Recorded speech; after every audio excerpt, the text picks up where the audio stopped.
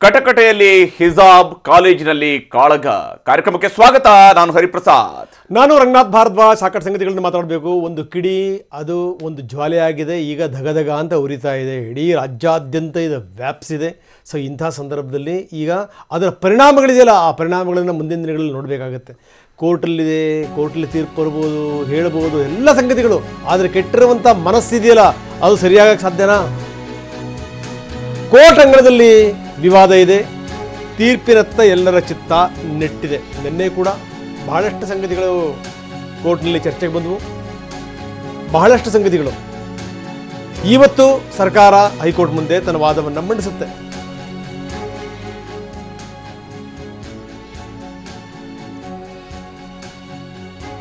ಇವತ್ತೇ ಕ್ಲೈಮ್ಯಾಕ್ಸ್ ಅದನ್ನು ಹೇಳೋಕ್ಕಾಗಲ್ಲ. ಆದರೆ ಆದಷ್ಟು ಬೇಗ ಬರಲಿ ಅಂತ ಜನರು ಕೂಡ ಕಾಯ್ತಾ ಇದ್ದಾರೆ, ತಂದೆ ತಾಯಿಗಳು ಕಾಯ್ತಾ ಇದ್ದಾರೆ. ನಿಜಕ್ಕೂ ಏನಾದರೂ ಓದಬೇಕು, ಬರಿಬೇಕು ಅನ್ನುವಂಥ ವಿದ್ಯಾರ್ಥಿಗಳು ಕಾಯ್ತಾ ಇದ್ದಾರೆ. ಸಮಾಜದ ಬಗ್ಗೆ ಕಾಳಜಿ ಕಳಕಳಿ ಇರುವಂಥವ್ರು ಕಾಯ್ತಾ ಇದ್ದಾರೆ.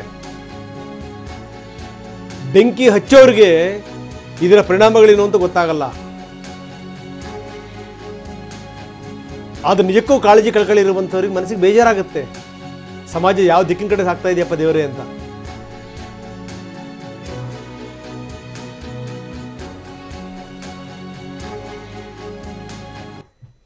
ಇವತ್ತು ಹಾಗಾದರೆ ಇವತ್ತು ಮಧ್ಯಾಹ್ನದ ಮೇಲೆ ಕೋರ್ಟ್ನ ಕಲಾಪದಲ್ಲಿ ಈ ವಿಚಾರ ಬರುತ್ತೆ. ಸರ್ಕಾರ ಏನು ಹೇಳುತ್ತೆ,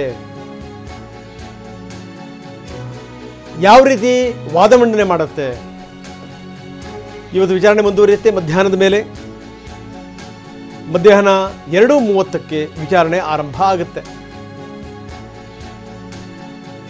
ಸರ್ಕಾರ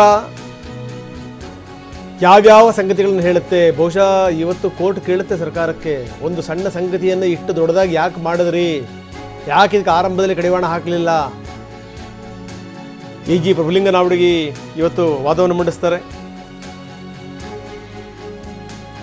ನಿನ್ನೆ ವಿಚಾರಣೆ ನಡೆದಿತ್ತು, ಸಾಕಷ್ಟು ಅಂಶಗಳು ನಿನ್ನೆ ಬಂದು ಹೊರಗಡೆಗೆ, ಸಾಕಷ್ಟು ಸಂಗತಿಗಳು. ಅದು ಬೇರೆ ಬೇರೆ ಆ ತೀರ್ಪಿನ ಉಲ್ಲೇಖಗಳು, ಏನೇನು ಸಾಗ್ತಾ ಇದೆ, ಏನು ಎತ್ತ, ಧರ್ಮಗ್ರಂಥಗಳು ಏನೇನು ಹೇಳುತ್ತವೆ, ಯಾವ್ಯಾವ ಸಂದರ್ಭದಲ್ಲಿ ಯಾವ್ಯಾವ ರೀತಿ ವ್ಯಾಖ್ಯಾನಗಳು ಬಂದಿವೆ, ಅದೆಲ್ಲದಕ್ಕೆ ಸಂಬಂಧಪಟ್ಟಂಗೆ ನಿನ್ನೆ ಸಾಕಷ್ಟು ಸಂಗತಿಗಳು ಬಂದಿವೆ. ಇವತ್ತು ಹೈಕೋರ್ಟ್ನಲ್ಲಿ ವಿಚಾರಣೆ ಮುಂದುವರಿಯುತ್ತೆ. ಮಧ್ಯಾಹ್ನ 2:30ಕ್ಕೆ AG ಪ್ರಭುಲಿಂಗನಾವಡಗಿ ವಾದ ಮಾಡ್ತಾರೆ ಸರ್ಕಾರದ ಪರವಾಗಿ. ಯಾವ್ಯಾವ ಅಂಶಗಳನ್ನು ಇಡ್ತಾರೆ, ಯಾವ್ಯಾವ ಕ್ರಮಗಳನ್ನು ಕೈಗೊಂಡಿದ್ದೀವಿ ಅಂತ ಹೇಳ್ತಾರೆ. ನಾವು ಯಾವಾಗಲೂ ಕೂಡ ನಾವು ಆರಂಭದ ದಿನದಿಂದ ಇಲ್ಲಿ ತನಕ TV ಅದನ್ನೇ ಹೇಳ್ತಾ ಇದೆ, ನೀವು ಬೆಂಕಿ ಹಚ್ಚುವಂಥದ್ದು ಬಹಳ ಸುಲಭ. ಅದು ಒಂದು ಸರಿ ಏನಾದರೂ ವ್ಯಾಪಿಸ್ಬಿಟ್ರೆ ಆಮೇಲೆ ನೀವು ಯಾರ ಮನಸ್ಸಿಗೆ ಹುಳಿ ಹಿಂಡ್ತಾ ಇದ್ದೀರಿ, ಇದು ನಮ್ಮ ಪ್ರಶ್ನೆ. ಯಾರ ಮನಸ್ಸಿಗೆ? ನಾಳೆ ನಮ್ಮ ದೇಶದ ಪ್ರಜೆಗಳು ಭವ್ಯ ಭಾರತವನ್ನು ಕಟ್ಟಲಿಕ್ಕೆ ಸಿದ್ಧವಾಗುವಂಥ ಯುವಕರು, ಆ ಯುವ ಪೀಳಿಗೆಯ ಮನಸ್ಸಿಗೆ ನೀವು ಹುಳಿ ಹಿಂಡ್ತಾ ಇದ್ದೀರಿ. ಅದರ ಪರಿಣಾಮಗಳೇನು? ಇವತ್ತು ಕೋರ್ಟಿನ ತೀರ್ಪು ಬರ್ಬೋದು, ಸರ್ಕಾರ ಒಂದು ನಿರ್ಧಾರಕ್ಕೆ ಬರ್ಬೋದು, ಇವೆಲ್ಲವೂ ಕೂಡ ತಣ್ಣಗಾಗ್ಬೋದು, ಪ್ರಶ್ನೆ ಬೇರೆ. ಆದರೆ ಆ ಬಿದ್ದಿರುವಂಥ ಬೀಜ ಇದೆಯಲ್ಲ ಮನಸ್ಸಲ್ಲಿ, ಅದು ಒಂದಲ್ಲ ಒಂದು ದಿವಸ ಚಿಗುರುಡಿಯುತ್ತೆ. ಮತ್ತೇನು ಅಂದರೆ ಮತ್ತೆ ಅದೇ ಅಶಾಂತಿ, ಅಸಮಾಧಾನ. ಎಲ್ಲಿ ನಾವು ಪಾಠ ಕಲಿತೀವಿ, ಎಲ್ಲಿ ನಾವು ವಿದ್ಯೆ ಬುದ್ಧಿನ ನಾವು ಕಲಿತೀವಿ, ನಾವು ಹಿಂದೆ ಗುರು ಇರ್ತಾನೆ, ಮುಂದೆ ಗುರಿ ಏನು ಅನ್ನೋದನ್ನು ನಾವು ಕಲ್ತ್ಕೋತೀವಿ, ಹೇಗೆ ಹೆಜ್ಜೆ ಇಡಬೇಕು ಅಂತ. ಅವೆಲ್ಲವೂ ಈಗ ರಣರಂಗ ಆಗಿವೆ. ತೀರಾ ಕೊರೋನಾ ಸಂದರ್ಭದಲ್ಲಿ ಅಥವಾ ಬಿಡಪ ಯಾವುದಾದ್ರೂ ಸಂದರ್ಭಗಳಲ್ಲಿ ಶಾಲಾ ಕಾಲೇಜುಗಳಿಗೆ ರಜೆ ಕೊಡೋದ್ರಲ್ಲಿ ಒಂದು ಅರ್ಥ ಇದೆ. ಕಾಲೇಜುಗಳಿಗೆ ರಜೆ ಅಂತಂದರೆ ಹೈಸ್ಕೂಲಿಂದ ಕಾಲೇಜ್ ತನಕ ಎಂಥ ಸ್ಥಿತಿ ಬಂತು ನೋಡಿ. ದುರಂತದ ಸಂಗತಿ, ದುರದೃಷ್ಟಕರ ಸಂಗತಿ ಇದು. ಬನ್ನಿ ಹಾಗಾದರೆ ನಿನ್ನೆ ಕೋರ್ಟ್ನಲ್ಲಿ ಕಲಾಪ ಯಾವ ರೀತಿ ಆಯಿತು ಬನ್ನಿ ನೋಡೋಣ. ಮುಸ್ಲಿಂ ಯುವತಿಯರ ಹಿಜಾಬ್ ಹಕ್ಕಿನ ಬಗ್ಗೆ ನಿನ್ನೆ ಹೈಕೋರ್ಟ್ನಲ್ಲಿ ಸುದೀರ್ಘ ವಿಚಾರಣೆ ನಡೆಯಿತು. ಖುರಾನ್, ಹದೀಸ್, ಸೂರಾ ಸೇರಿದಂತೆ ಮುಸ್ಲಿಂ ಧರ್ಮ ಗ್ರಂಥಗಳ ಉಲ್ಲೇಖವಾಯಿತು. ಹೈಕೋರ್ಟ್, ಸುಪ್ರೀಂ ಕೋರ್ಟ್ ತೀರ್ಪುಗಳ ವಿಶ್ಲೇಷಣೆ ಆಯಿತು. ಬಿಸಿ ಮಾತಿನ ಚಕಮಕಿಯೂ ನಡೆಯಿತು. ವಿಚಾರಣೆ ಆರಂಭವಾಗ್ತಿದ್ದ ಹಾಗೆ ನ್ಯಾಯಮೂರ್ತಿ ಕೃಷ್ಣ ಎಸ್ ದೀಪಿಕ್ ವಾದಿ ಪ್ರತಿವಾದಿಗಳಿಗೆ ಎಲ್ಲ ಎಮೋಷನ್ಗಳನ್ನ ಹೊರಗಿಡಿಯಂತ ಮನವಿ ಮಾಡಿದ್ರು. ಹಾಗಿದ್ರೆ ಕೋರ್ಟ್ನಲ್ಲಿ ನಡೆದ ವಾದ ಪ್ರತಿವಾದ ಹೇಗಿತ್ತು? ಅರ್ಜಿದಾರರ ಪರ ವಕೀಲರ ವಾದ ಏನಾಗಿತ್ತು? ಸರ್ಕಾರದ ವಾದ ಏನಾಗಿತ್ತು? ಅದನ್ನೇ ತೋರಿಸ್ತೀವಿ ನೋಡಿ.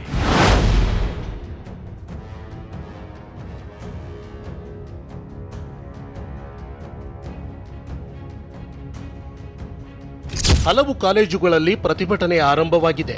ಈ ಸಾಲಿನ ಶೈಕ್ಷಣಿಕ ವರ್ಷ ಈಗಾಗಲೇ ಆರಂಭವಾಗಿದೆ. ಕನಿಷ್ಠ 2 ತಿಂಗಳು ಹಿಜಾಬ್ ಧರಿಸಲು ಅವಕಾಶ ನೀಡಿ ಸಂಬಂಧಪಟ್ಟವರೊಂದಿಗೆ ಚರ್ಚಿಸಿ ಸರ್ಕಾರ ಹೊಸ ನೀತಿ ರೂಪಿಸಲಿ. ಅಲ್ಲಿಯವರೆಗೂ ಹಿಜಾಬ್ ಧರಿಸಲು ಅವಕಾಶ ನೀಡಿ.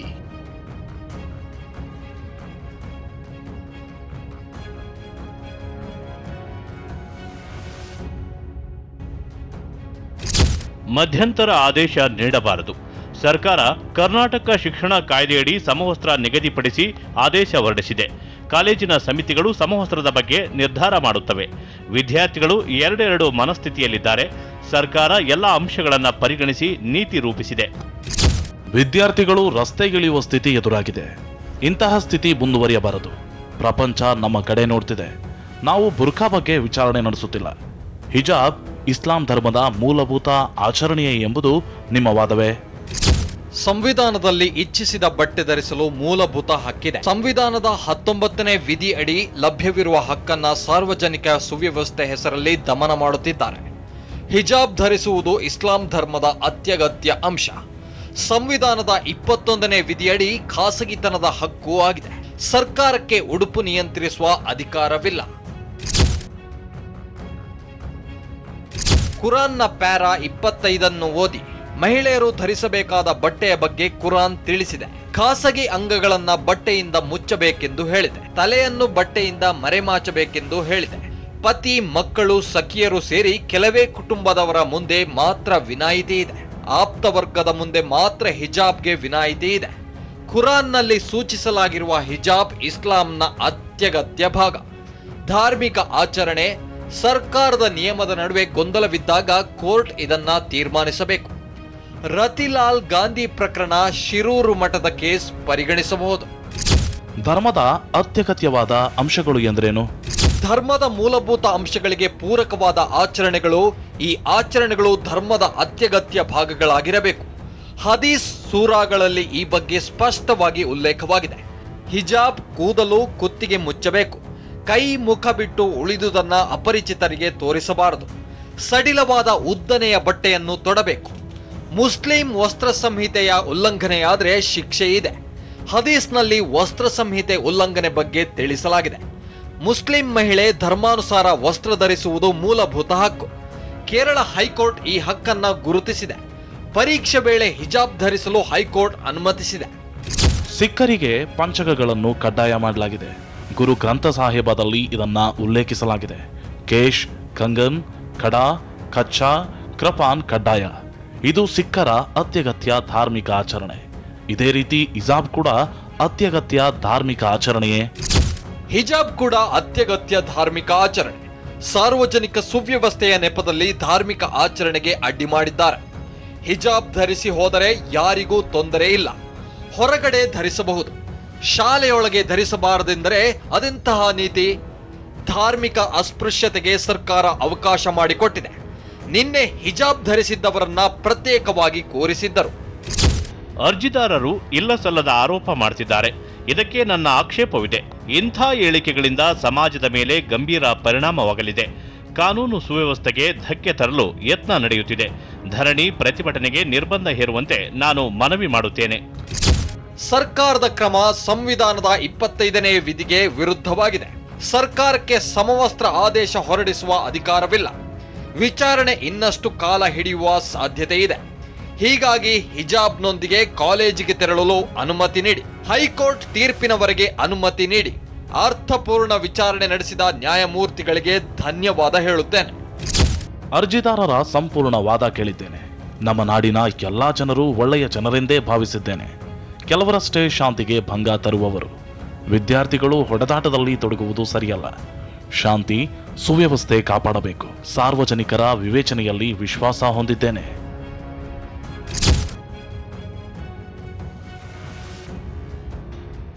ಹೀಗೆಂದು ಮನವಿ ಮಾಡಿದ ನ್ಯಾಯಮೂರ್ತಿ ಕೃಷ್ಣ ದೀಕ್ಷಿತ್ ವಿಚಾರಣೆಯನ್ನ ಇಂದು ಮಧ್ಯಾಹ್ನ 2:30ಕ್ಕೆ ಮುಂದೂಡಿದ್ರು. ಇಂದು ಹೈಕೋರ್ಟ್ನಲ್ಲಿ ಸರ್ಕಾರದ ಪರ ಅಡ್ವೊಕೇಟ್ ಜನರಲ್ ವಾದಿಸಲಿದ್ದು ಸಮವಸ್ತ್ರ ನೀತಿಯನ್ನ ಸಮರ್ಥಿಸಿಕೊಳ್ಳುವ ಸಾಧ್ಯತೆ ಇದೆ. ರಮೇಶ್, ಟಿವಿ9 ಬೆಂಗಳೂರು. ಎಸ್, ನಮ್ಮ ಜೊತೆಗೆ ಅತಿಥಿಗಳು ಕೂಡ ಜಾಯ್ನ್ ಆಗಿದ್ದಾರೆ. ಪುತ್ತಿಗೆ ರಮೇಶ್ ಅವರಿದ್ದಾರೆ, ಹಿರಿಯ ವಕೀಲರು. ಸುರಯ್ಯ ಅಂಜುಮ್ ಅವರಿದ್ದಾರೆ, ಯುವ ಕಾಂಗ್ರೆಸ್ನ ರಾಷ್ಟ್ರೀಯ ವಕ್ತಾರೆ. ಹಾಗೆಯೇ ಭಾರತೀಯ ಜನತಾ ಪಕ್ಷದ ನಾಯಕಿಯಾಗಿರುವ ಮಾಳವಿಕಾ ಅವರು ನಮ್ಮ ಕಾರ್ಯಕ್ರಮದಲ್ಲಿ ಜಾಯ್ನ್ ಆಗಿದ್ದಾರೆ. ಹಿಂದೂ ಮುಖಂಡರಾಗಿರುವ ಪ್ರವೀಣ್ ಯಕ್ಷಿಮಠ, ಸಾಮಾಜಿಕ ಹೋರಾಟಗಾರ್ತಿ ನಜ್ಮಾ, ಶ್ರೀರಾಮ್ ಸೇನೆ ಸಂಸ್ಥಾಪಕರಾಗಿರುವಂತಹ ಪ್ರಮೋದ್ ಮುತಾಲಿಕ್ ಅವರು ಮುಂದಿನ ಹಂತದಲ್ಲಿ ಜಾಯ್ನ್ ಆಗ್ತಾರೆ. ಬಿಜೆಪಿ ರಾಜ್ಯ ಪ್ರಧಾನ ಕಾರ್ಯದರ್ಶಿಗಳಾಗಿರುವ ರವಿಕುಮಾರ್ ಅವರು ಕೂಡ ಮುಂದಿನ ಹಂತದಲ್ಲಿ ನಮ್ಮ ಜೊತೆಗೆ ಕಾರ್ಯಕ್ರಮದಲ್ಲಿ ಜಾಯ್ನ್ ಆಗ್ತಾರೆ. ಮೊದಲಿಗೆ ನಾನು ಮಾಳವಿಕಾ ಅವರ ಮೂಲಕವಾಗಿ ಮಾತನ್ನು ಆರಂಭಿಸ್ತೇನೆ. ಮಾಳವಿಕಾ ಅವರೇ, ಈಗಾಗಲೇ ರಾಜ್ಯದಲ್ಲಿ ನಡೆದಿರುವಂತಹ ಹೋರಾಟ, ಬಹುಶಃ ಬಟ್ಟೆಯ ವಿಚಾರದಲ್ಲಿ ಈ ಸ್ವರೂಪದ ಹೋರಾಟ ಇದೇ ಮೊದಲ ಬಾರಿಗೆ ಕರ್ನಾಟಕದಲ್ಲಿ ನಡೆದಿದೆ. ಕಾಲೇಜುಗಳಿಗೆ, ಶಾಲೆ ಮತ್ತು ಕಾಲೇಜುಗಳಿಗೆ ಯಾವ ಕ್ಲಾಸ್ಗಳನ್ನು ಕೊರೋನಾ ಟೈಮಲ್ಲಿ ಮೊದಲಿಗೆ ಆರಂಭಿಸಲಾಗಿತ್ತು ಆ ಕ್ಲಾಸ್ಗಳನ್ನು ಮುಚ್ಚುವಂತಹ ಕೆಲಸವನ್ನ ಇವತ್ತು ಸರ್ಕಾರ ಅನಿವಾರ್ಯವಾಗಿ ಮಾಡಿದೆ. ಯಾವ ಕಾರಣಕ್ಕಾಗಿ ಇಷ್ಟೊಂದು ಪರಿಸ್ಥಿತಿ ವಿಕೋಪಕ್ಕೆ ಹೋಗೋದಕ್ಕೆ ಕಾರಣ ಆಯ್ತು ಅಂತ ಹೇಳಿ ತಮ್ಗನ್ಸುತ್ತೆ? ತಾವೀಗಾಗಲೇ ಹೇಳಿದ ಹಾಗೆ ಕಳೆದ 2 ವರ್ಷಗಳಿಂದ ಶಾಲಾ ಕಾಲೇಜುಗಳಿಗೆ ಹೋಗಲಾರದೆ ಕೊರೋನಾ ಪರಿಸ್ಥಿತಿಯಿಂದ ಮನೆಯಲ್ಲೇ ಇದ್ದು ಆನ್ಲೈನ್ ನಲ್ಲಿ ಅವರು ಶಿಕ್ಷಣವನ್ನ ಪಡೀತಾ ಇದ್ದಾರೆ.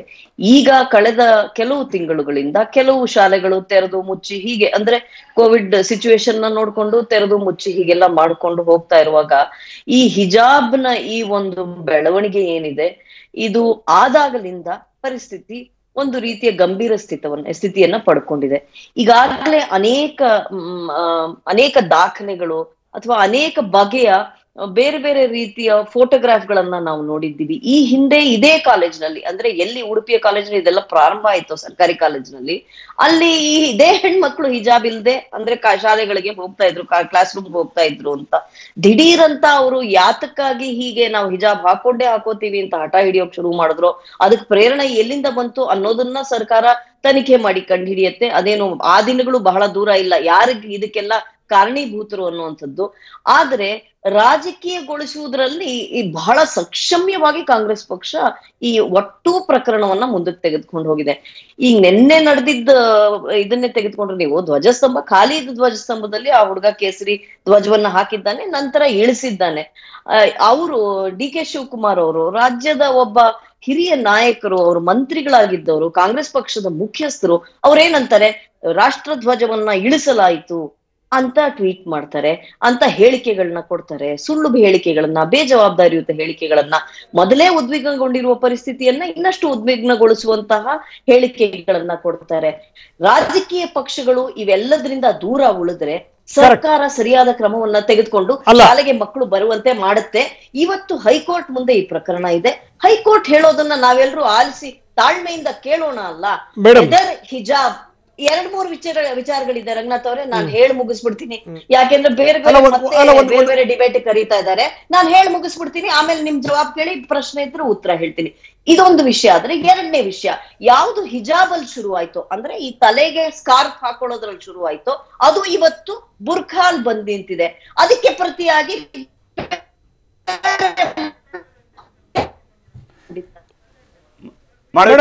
ಜಸ್ಟ್ ಸ್ವಲ್ಪ ತಾಂತ್ರಿಕ ಕಾರಣದಿಂದ ನಿಮ್ಮ ಧ್ವನಿ ಸ್ಪಷ್ಟವಾಗಿ ಕೇಳ್ತಾನೂ ಇಲ್ಲ.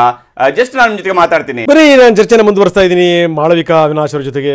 ಮಾಳವಿಕಾ ಮೇಡಮ್ ತಾವು ಸಾಕಷ್ಟು ಸಂಗತಿಗಳನ್ನ ಹೇಳಿದ್ರಿ. ಅದು ನನಗೆ ಬೇಜಾರಾಗುವಂಥ ಸಂಗತಿ ಒಂದೇನು ಅಂತಂತಂದರೆ, ಈಗ ಎಲ್ಲೋ ಒಂದು ಈ ಕಿಡಿ ಮೊದಲಿಂದನೂ ಇತ್ತು, ಅದೇನು ಈಗಲೇ ದಿಢೀರ್ನೇ ಬಂದಿರುವಂಥದ್ದಲ್ಲ. ಹಿಂದೆ ಈ ರೀತಿ ಬಂದಂಥ ಸಂದರ್ಭದಲ್ಲಿ ಸ್ಥಳೀಯ ಮುಖಂಡರುಗಳೇ ಹೋಗಿ ಆ ತಂದೆ ತಾಯಿಗಳನ್ನು ಕರೆಸಿ ಆಡಳಿತ ಮಂಡಳಿ ಕೂತ್ಕೊಂಡು ಅಲ್ಲಲ್ಲೇ ಮಾತಾಡಿ ಬಗೆಹರಿದಿದ್ದಿದೆ. ಇವತ್ತು ಇಷ್ಟು ಬೃಹದಾಕಾರವಾಗಿ ಬೆಳೀತಲ್ಲ. ತಾವು ಹೇಳಿದ್ರಿ, ತಾವು ಆರೋಪ ಮಾಡುವಂಥ ಸಂದರ್ಭದಲ್ಲಿ ಬರೀ ಕಾಂಗ್ರೆಸ್ಸಿನ ಕಡೆಗೆ ಮಾತ್ರ ನೀವು ಬೆಳೆ ತೋರಿಸಿದ್ರಿ, ಒಬ್ಬ BJP ನಾಯಕಿಯಾಗಿ ಅಬ್ಜೆಕ್ಷನ್ ಇಲ್ಲ. ಆದರೆ ಯಾರಾದರೂ ಕಾಂಗ್ರೆಸ್ನವರಾಗಿರ್ಬೋದು, BJPಯರಾಗಿರ್ಬೋದು, ಬೇರೆ ರಾಜಕೀಯ ನಾಯಕರು ಇದನ್ನು ತಂಡ ಮಾಡುವಂಥ ನಿಟ್ಟಿನಲ್ಲಿ ಯಾರ್ಯಾರು ಒಳ್ಳೆ ಮಾತನಾಡಿದ್ದಾರೆ, ನಂಬರ್ 1. ನಂಬರ್ 2, ಸರ್ಕಾರ ಕೂಡ ಎಲ್ಲೋ ಒಂದು ಕಡೆಗೆ ಸರ್ಕಾರದ ಈ ನಿಧಾನಗತಿಯ ಮನೋಭಾವನೆ ಇದೆಯಲ್ಲ, ಅದು ಕೂಡ ಈ ಮಟ್ಟಕ್ಕೆ ಬರೋಕ್ಕೆ ಕಾರಣ. ಮೇಡಮ್, ತಾವು ಒಪ್ಕೋತೀರಿ ಅಂತ ಭಾವಿಸ್ತೀನಿ. ಇಲ್ಲ, ಹೇಗೆ ಒಪ್ಕೊಳಕ್ಕಾಗತ್ತೆ? ನಿಜ ಸಂಗತಿ ಆದ್ರೆ ಒಪ್ಕೋತೀನಿ. ಪ್ರಾರಂಭದಲ್ಲೇ ಅದು ಹೇಗೆ ನಿಜ ಅಲ್ಲ ಅಂತ ಹೇಳಿ ನಾನು ಹೇಳ್ತೀನಿ. ಏನಿದ್ದಾರೆ ರಘುಪತಿ, ಇಲ್ಲ ಒಂದ್ ನಿಮಿಷ ನಾನು ಹೇಳ್ತೀನಿ, ಆಮೇಲೆ ನೀವು ನಿಮ್ಮ ಮರು ಪ್ರಶ್ನೆಯನ್ನ ಕೇಳಬಹುದು. MLA ರಘುಪತಿ ಭಟ್ರು ಈ ಹಿಜಾಬ್ ನ ವಿವಾದ ಪ್ರಾರಂಭ ಆದ ಕೂಡ್ಲೆ, ಅಂದ್ರೆ ಈ ಹೆಣ್ಮಕ್ಳು ಹಠ ಮಾಡಿದ ಕೂಡ್ಲೆ, ಯಾರು ಆ 3 ಜನ ವಿದ್ಯಾರ್ಥಿನಿಯರು ಹಠ ಮಾಡಿದ ಕೂಡ್ಲೆ ಆ ಶಾಲಾ ಸಮಿತಿ ಏನಿದೆ, SDMC ಏನಿದೆ, ಅದರ ಬೈಠಕ್ ನಡೀತು. ಆ SDMC ಸಮಿತಿ ಬೈಠಕ್ನಲ್ಲಿ ಈ ಎಲ್ಲ ಯಾರು ಸ್ಟೇಕ್ ಹೋಲ್ಡರ್ಸ್ ಇದ್ದಾರೆ, ಅದು ವಿದ್ಯಾರ್ಥಿಗಳ ಪೋಷಕರು ಇರಬಹುದು, ಆ ಶಾಲೆಯ ಸಿಬ್ಬಂದಿ ಇರಬಹುದು, ಮತ್ತೆ ಸರ್ಕಾರಿ ಯಾರು ಅಲ್ಲಿ ಅಧಿಕಾರಿಗಳಿದ್ರು ಅವ್ರಿರ್ಬಹುದು, ಇವರೆಲ್ಲರೂ ಒಟ್ಟುಗೂಡಿ ಈ ಸಮಸ್ಯೆಯನ್ನ ಬಗೆಹರಿಸುವ ನಿಟ್ಟಿನಲ್ಲಿ ಮತ್ತೆ ಇದೇ ವಿಚಾರಗಳನ್ನ ಈ ಹಿಂದೆ ಚರ್ಚೆ ಆಗಿದ್ದೇ ಸಮವಸ್ತ್ರವಾಗಿ ಪರಿಣಮಿಸಿದ್ದು. ಆ ಸಮವಸ್ತ್ರದಲ್ಲಿ ಈ ಹಿಜಾಬ್ಗೆ ಅವಕಾಶವಿರ್ಲಿಲ್ಲ. ಈ ಮತ್ತೆ ಆ ಚರ್ಚೆಯನ್ನ ಕಳೆದ ತಿಂಗಳು 2-3 ವಾರಗಳ ಹಿಂದೆ, ನನಗೆ ಸರಿಯಾದ ತಾರೀಖ್ ನೆನಪಿಲ್ಲ, ಇದೆಲ್ಲ ಚರ್ಚೆ ಆಗಿದೆ ಅಂತ ಮಾರನೇ ದಿನ ರಘುಪತಿ ಭಟ್ರು ಒಂದು ಟ್ವೀಟ್ ಹಾಕಿದ್ರು. ಚರ್ಚೆ ಆಗಿದೆ, ಏನಿತ್ತು ಜನವರಿ 4ರಂದು ಆಯ್ತಿದೆಲ್ಲ ವಿಚಾರವನ್ನ ಅವ್ರು ಹಾಗೆ ಹಾಕಿದ್ರು. ಇಲ್ಲ ಮೇಡಮ್, ಇದ್ರ ಜೊತೆಗೆ ಒಂದು ಚೂರು ಹೇಳ್ಬಿಡ್ತೀನಿ, ನಿಮ್ಮ ಚರ್ಚೆಗೆ ಹೆಲ್ಪ್ ಆಗಲಿ ಅಂತ. ಬರೀ ಅಷ್ಟೇ ಅಲ್ಲ, ರಘುಪತಿ ಭಟ್ರು ಮಾತಾಡುವಂತ ಸಂದರ್ಭದಲ್ಲಿ ಇನ್ನೊಂದು ಮಾತನ್ನು ಕೂಡ ಹೇಳಿದ್ರು, ಅದು ತಮ್ಮ ಗಮನಕ್ಕೆ ತರಕ್ಕೆ ನಾನು ಇಷ್ಟಪಡ್ತಾ ಇದ್ದೀನಿ. ಈ ರೀತಿ ಕೆಲವರು ಹಿಜಾಬ್ ಧರಿಸ್ಕೊಂಡ್ ಬರ್ತೀವಿ ಅಂತ ಹೇಳ್ಬಿಟ್ಟು ಹಠ ಹಿಡಿದಿದ್ದಾರೆ. ಮುಂದಿನ ದಿನಗಳಲ್ಲಿ ನಮ್ಮವರು ಕೂಡ ಏನಾದರೂ ಶಾಲ್ ಹಾಕೊಂಬರ್ತಾರೆ ಅಂತ ಇನ್ನು ನೋಡ್ರು ಶುರು ಮಾಡಿದ್ರೆ, ಪೇಟ ಹಾಕೊಂಬರ್ತೀವಿ ಅಂತ ಶುರು ಮಾಡಿದ್ರೆ ನಾವು ಏನು ಮಾಡೋಕ್ಕೆ ಸಾಧ್ಯ ಅನ್ನೋಂಥ ಮಾತು. ಅಂದರೆ ಈ ಮುಖಾಂತರ ಏನು ಅಂತ ಎಲ್ಲೋ ಒಂದು ಕಡೆಗೆ ನಾನು ಹೇಳ್ತೀನಿ, ಬರೀ BJP ಕಾಂಗ್ರೆಸ್ ಅಂತ ಅಲ್ಲ, ನಿಜಕ್ಕೂ ಜವಾಬ್ದಾರಿ ಇರುವಂತಹ ನಾಯಕರು ಇದನ್ನು ಆಗಿಂದಾಗಲೇ ಸರಿ ಮಾಡುವಂಥ ಪ್ರಯತ್ನ ಮಾಡಬೇಕಾಗಿತ್ತು ಅಂತ. ಯಾಕಂದರೆ ತಮ್ಮ ಮಾತಲ್ಲೇ ಬಂತು ಮೇಡಮ್, ಕೋವಿಡ್ ಸಂದರ್ಭದಲ್ಲಿ ಮಕ್ಕಳ ಮನಸ್ಸು ಒಂಥರ ಅದು ಡೆವಿಲ್ಸ್ ಫ್ಯಾಕ್ಟ್ರಿ ಆಗೋಗ್ಬಿಟ್ಟಿದೆ. 2 ವರ್ಷ ಕೆಲಸ ಇಲ್ಲ, ಕಾರ್ಯ ಇಲ್ಲ. ಮಕ್ಕಳುಗಳನ್ನೀಗ ಕೂಡಿಸಿ ಓದಿಸುವಂಥ ಪ್ರಯತ್ನಗಳಾಗಬೇಕಾಗಿತ್ತು. ಪರೀಕ್ಷೆ ಬರ್ತಾ ಇದೆ, ಅದಕ್ಕೆ ಪ್ರಿಪೇರ್ ಮಾಡುವಂಥ ಪ್ರಯತ್ನಗಳಾಗಬೇಕಾಗಿತ್ತು. ಅಂಥದ್ರಲ್ಲಿ ಈ ರೀತಿ ಘಟನೆಗಳಾಗುವಂಥದ್ದು ಎಷ್ಟರ ಮಟ್ಟಿಗೆ ಸರಿ ಅನ್ನೋದು ಮಾತ್ರ ನಮ್ಮ ಪ್ರಶ್ನೆ. ಇಲ್ಲ, ಖಂಡಿತ ಇದು ಸರಿಯಲ್ಲ, ಹೀಗಾಗಬಾರ್ದಿತ್ತು. ಉದ್ವಿಗ್ನ ಪರಿಸ್ಥಿತಿಗೆ ನಿನ್ನೆ ಹೋಗಿದ್ದ ಕಾರಣವೇ ಶಾಲೆಗಳನ್ನ ಮುಚ್ಚುವಂತಹ ಒಂದು ಅನಿವಾರ್ಯ ಪರಿಸ್ಥಿತಿ ಬಂದಿದೆ. ನನಗನ್ಸುತ್ತೆ ಇವತ್ತು ಹೈಕೋರ್ಟ್ ಏನ್ ತೀರ್ಪನ್ನ ನೀಡುತ್ತೆ, ಅಟ್ಲೀಸ್ಟ್ ಒಂದು ಮಧ್ಯಂತರ ಆದೇಶವನ್ನಾದ್ರೂ ನೀಡುತ್ತೆ. ಆ ಮಧ್ಯಂತರ ಆದೇಶದ ಮೇರೆಗೆ ನನಗನ್ಸುತ್ತೆ ಈ ಸಮಸ್ಯೆಗೆ ಒಂದು ಹಂತದ ಒಂದು ಸೊಲ್ಯೂಷನ್ ಸಿಗತ್ತೆ ಅಂತ ನನಗೆ ಇವತ್ತು ಅನ್ಸುತ್ತೆ. ಹೈಕೋರ್ಟ್ ನ ಮೇಲೆ ಎಲ್ರಿಗೂ ಭರವಸೆ ಇರಬೇಕು. ಯಾವ ಭರವಸೆ ರಾಜಕಾರಣಿಗಳ ಮೇಲೆ ಇಲ್ವೋ ಅದು ಹೈಕೋರ್ಟ್ ನ ಮೇಲೆ ಇರಬೇಕು. ಹಾಗಾಗಿ ಎಲ್ರು ಹೈಕೋರ್ಟ್ ನ ಆದೇಶವನ್ನ ಪಾಲನೆ ಮಾಡೋಣ. ಅಲ್ಲಿಯವರೆಗೆ ಶಾಂತಿಯುತವಾಗಿ ಎಲ್ರು ಇರೋದೇ ಒಳ್ಳೇದು. ಈಗ ನೀವೊಂದು ಉದಾಹರಣೆನ ಕೊಟ್ರಿ ಒಂದು ವಿಚಾರವನ್ನ ಪ್ರಾರಂಭದಲ್ಲೇ ಬಹಳ ಸ್ಪಷ್ಟವಾಗಿ ಹೇಳಿದ್ರು, ಕೇಸರಿ ಶಾಲ್ಗೂ ಅನುಮತಿ ಇಲ್ಲ ಅಂತ. ಯಾವುದೇ ರೀತಿಯ ಯೂನಿಫಾರ್ಮ್ ಕೋಡ್ ವೈಲೇಷನ್ಗೆ ಅನುಮತಿ ಖಂಡಿತ ಯೂನಿಫಾರ್ಮ್ ಕೋಡ್ಗೆ ವೈಲೇಷನ್ಗೆ ಅನುಮತಿ ಇಲ್ಲ. ಓಕೆ ಮಾಳವಿಕ ಅವರೇ, ನೀವೊಂದು ಉದಾಹರಣೆನ ಕೊಟ್ರಿ, ಕಾಲೇಜಿನ ಡಾಕ್ಯುಮೆಂಟ್ಸ್ ಫೋಟೋಗ್ರಾಫ್ಸ್ ಅನ್ನ ಹೇಳಿದ್ರೆ ಒಂದು ಕಾಲೇಜಿನ ವಿಚಾರ. ಅದು ಇದೇ ಕಾಲೇಜ್ ಟು ಕಾಲೇಜ್ ವಸ್ತ್ರ ವಿಚಾರಕ್ಕೆ ಸಂಬಂಧಪಟ್ಟಂತೆ ಕಾಲೇಜ್ ಟು ಕಾಲೇಜ್ ಬೇರೆ ಬೇರೆ ರೀತಿಯಾದಂತಹ ರೂಪುರೇಷೆಯನ್ನ ತೆಗೆದುಕೊಳ್ಳೋದಕ್ಕೆ ಅವಕಾಶಗಳಿದ್ದಾವೆ. ಯಾವ ಕಾಲೇಜಿನಲ್ಲಿ ತಡೆದ್ರಲ್ಲ ಕುಂದಾಪುರದಲ್ಲಿ, ಆ ಕಾಲೇಜಿನ ಫೋಟೋಗ್ರಾಫ್ಸ್ ಅನ್ನು ಕೂಡ ಹಾಗಾದ್ರೆ ನೋಡ್ಬೇಕಿತ್ತಲ್ಲ. ಅಲ್ಲಿ ಹಿಂದೆ ಹಾಕೊಂಡು ಬರ್ತಿರ್ಲಿಲ್ವಾ ಅನ್ನೋದನ್ನ ಗಮನಿಸಬೇಕಿತ್ತಲ್ಲ. ಏಕಾಏಕಿಯಾಗಿ ಅಲ್ಲಿ ನಾಳೆ ದಿನ ಫೆಬ್ರವರಿ 1ನೇ ತಾರೀಕಿನಂದು ನಾಳೆಯಿಂದ ನೀವು ಹಿಜಾಬ್ ಹಾಕೊಂಡು ಬರಬಾರ್ದು ಅಂತ ಹೇಳುವಂತದ್ರ ಉದ್ದೇಶ ಏನಿತ್ತು ಹಾಗಾದ್ರೆ? ಅದರ ಮಾರನೇ ದಿವಸದಿಂದ ಕೇಸರಿ ಶಾಲ್ ಬರುತ್ತೆ ಅಲ್ಲಿ ಫೆಬ್ರವರಿ 3ಕ್ಕೆ, ಯಾವ ಕಾರಣಕ್ಕಾಗಿ ಬಂತು ನೋಡಿ? ಯಾವುದೇ ರೀತಿಯ ಯೂನಿಫಾರ್ಮ್ ವಯಲೇಷನ್ ನ ಸರ್ಕಾರ ಟಾಲರೇಟ್ ಮಾಡೋದಿಲ್ಲ. ಅದು ಕೇಸರಿ ಶಾಲ್ ಆದ್ರೂ ಸರಿ, ಅದು ಹಿಜಾಬ್ ಆದ್ರೂ ಸರಿ. ಈ ಹಿಜಾಬ್ ಅನ್ನುವಂಥದ್ದು ಇವತ್ತು ಬುರ್ಖಾಗ್ ಬಂದು ನಿಂತಿದೆಯಲ್ಲ, ಅದು ನಿಮಗ್ ಪರವಾಗಿಲ್ಲ ಅನ್ಸುತ್ತಾ? ಜಸ್ಟ್ ನಾನು ಮಾತಾಡ್ತೀನಿ, ಒಂದೇ ಒಂದು ನಿಮಿಷ. ನೀವು ಹೇಳಿರುವ ವಿಚಾರಕ್ಕೆ ಜಸ್ಟ್ ಒಂದು ಸಣ್ಣ ಬ್ರೇಕ್ ತಗೊಳ್ಬೇಕಾಗಿದೆ, ಅದಕ್ಕೆ ಬೇಕಾಗಿದೆ. ದಯವಿಟ್ಟು ನಿಮ್ಮನ್ನು ಮಾತಾಡ್ತೀನಿ, ಖಂಡಿತವಾಗ್ಲೂ ಮಾತಾಡ್ತೀನಿ. ಜಸ್ಟ್ ಒಂದು ಸಣ್ಣ ಬ್ರೇಕ್ ತಗೊಳ್ಬೇಕಿದೆ, ಆ ನಂತರ ಮಾತಾಡ್ತೀನಿ. ಮಾಳವಿಕ ಅವರೇ, ನಮ್ಮ ಜೊತೆಗೆ ಪ್ರಮೋದ್ ಮುತಾಲಿಕ್ ಅವರು ಕೂಡ ಜಾಯ್ನ್ ಆಗಿದ್ದಾರೆ. ನಾನು ಮಾಳವಿಕ ಅವ್ರ ಜೊತೆಗೆ ಮಾತನಾಡುತ್ತೀನಿ ಇವಾಗ. ಕೆಲವೊಂದು ವಿಚಾರಗಳ ಬಗ್ಗೆ ಅವರು ಕೂಡ ಪ್ರಸ್ತಾಪಿಸ್ತಾ ಇದ್ದಾರೆ. ಯಾಕಂದ್ರೆ ಹಿಜಾಬ್ ಮತ್ತು ಕೇಸರಿ ವಿವಾದಕ್ಕೆ ಇವತ್ತು ಜಡ್ಜ್ಮೆಂಟ್ ಬರುತ್ತಾ, ಅಥವಾ ಅದು ಇವತ್ತಂತೂ ಪ್ರತಿವಾದ ಮುಂದುವರಿಯುತ್ತೆ, ಸರ್ಕಾರದ ಪರವಾದಂತಹ ವಾದ ಮುಂದುವರಿಯುತ್ತೆ. ರಾಜ್ಯ ಹೈಕೋರ್ಟ್ನ ತೀರ್ಪಿನ ಕಡೆಗೆ ಈಗ ಕೇವಲ ರಾಜ್ಯದ ಜನ ಮಾತ್ರ ಅಲ್ಲ, ಇಡೀ ದೇಶವೂ ಕೂಡ ನೋಡ್ತಾ ಇದೆ. ಯಾಕಂದ್ರೆ ಕರ್ನಾಟಕ ಹೈಕೋರ್ಟ್ ಯಾವ ತೀರ್ಪನ್ನು ಕೊಡುತ್ತೆ ಈ ವಿಚಾರಕ್ಕೆ ಸಂಬಂಧಪಟ್ಟಂತೆ ಅನ್ನುವಂಥದ್ದು ಕೂಡ ಬಹಳ ಮುಖ್ಯ. ಸರ್ಕಾರದ ಕಡೆಯಿಂದ ನಿನ್ನೆ ಒಂದು ಬೇಡಿಕೆಯನ್ನು ಮುಂದಿಟ್ಟಿದ್ರು, ನೀವು ಪ್ರತಿಭಟನೆಗಳಿಗೆ ಅವಕಾಶ ಕೊಡಬಾರ್ದು ಅನ್ನೋಂತಹ ಒಂದು ಆರ್ಡರ್ನ ಮಾಡಿ ಅಂತೇಳಿ. ಅದಕ್ಕೆ ಹೈಕೋರ್ಟ್ ನಿರಾಕರಿಸಿದೆ. ಇದು ಸರ್ಕಾರದ ಜವಾಬ್ದಾರಿ ಅನ್ನೋದನ್ನು ಕೂಡ ಹೈಕೋರ್ಟ್ ಹೇಳಿದೆ. ಮಾಳವಿಕ ಅವರೇ, ನೀವೀಗ ಹಿಜಾಬನ್ನ ಬುರ್ಕಾದವರೆಗೂ ಕೂಡ ಹೇಳ್ತಾ ಇದ್ರಿ. ಬುರ್ಕಾ ಆಗಿದೆ, ಇವಾಗ ಬುರ್ಕಾವನ್ನ ಹಾಕೊಂಡು ಬರ್ತಾ ಇದ್ದಾನೆ. ಬುರ್ಕಾ ಹಾಕೊಂಡು ಕ್ಲಾಸ್ನಲ್ಲಿ ಕೂರ್ತಾ ಇದ್ದಾರಾ, ಅಥವಾ ಬುರ್ಕಾ ಹಾಕೊಂಡು ಕಾಲೇಜಿನವರೆಗೆ ಬರುವಂಥದ್ದು ಕೂಡ ತಪ್ಪು ಅಂತೇಳಿ ಹೇಳ್ತಾ ಇದ್ದೀರಿ ಈಗ? ಇಲ್ಲ, ಕಾಲೇಜಿನವರೆಗೆ ಬರೋದು ತಪ್ಪು ಅಂತ ಯಾರು ಹೇಳ್ತಾ ಇಲ್ಲ. ಹಿಜಾಬ್ ಹಾಕೊಳ್ಳೋದು ಕಾಲೇಜ್ವರೆಗೂ ಬರೋದಕ್ಕೆ ಎಲ್ರಿಗೂ ಅವಕಾಶ ಇದೆ. ಅದು ಅವ್ರವ್ರ ವೈಯಕ್ತಿಕ ಆಚರಣೆಗಳು.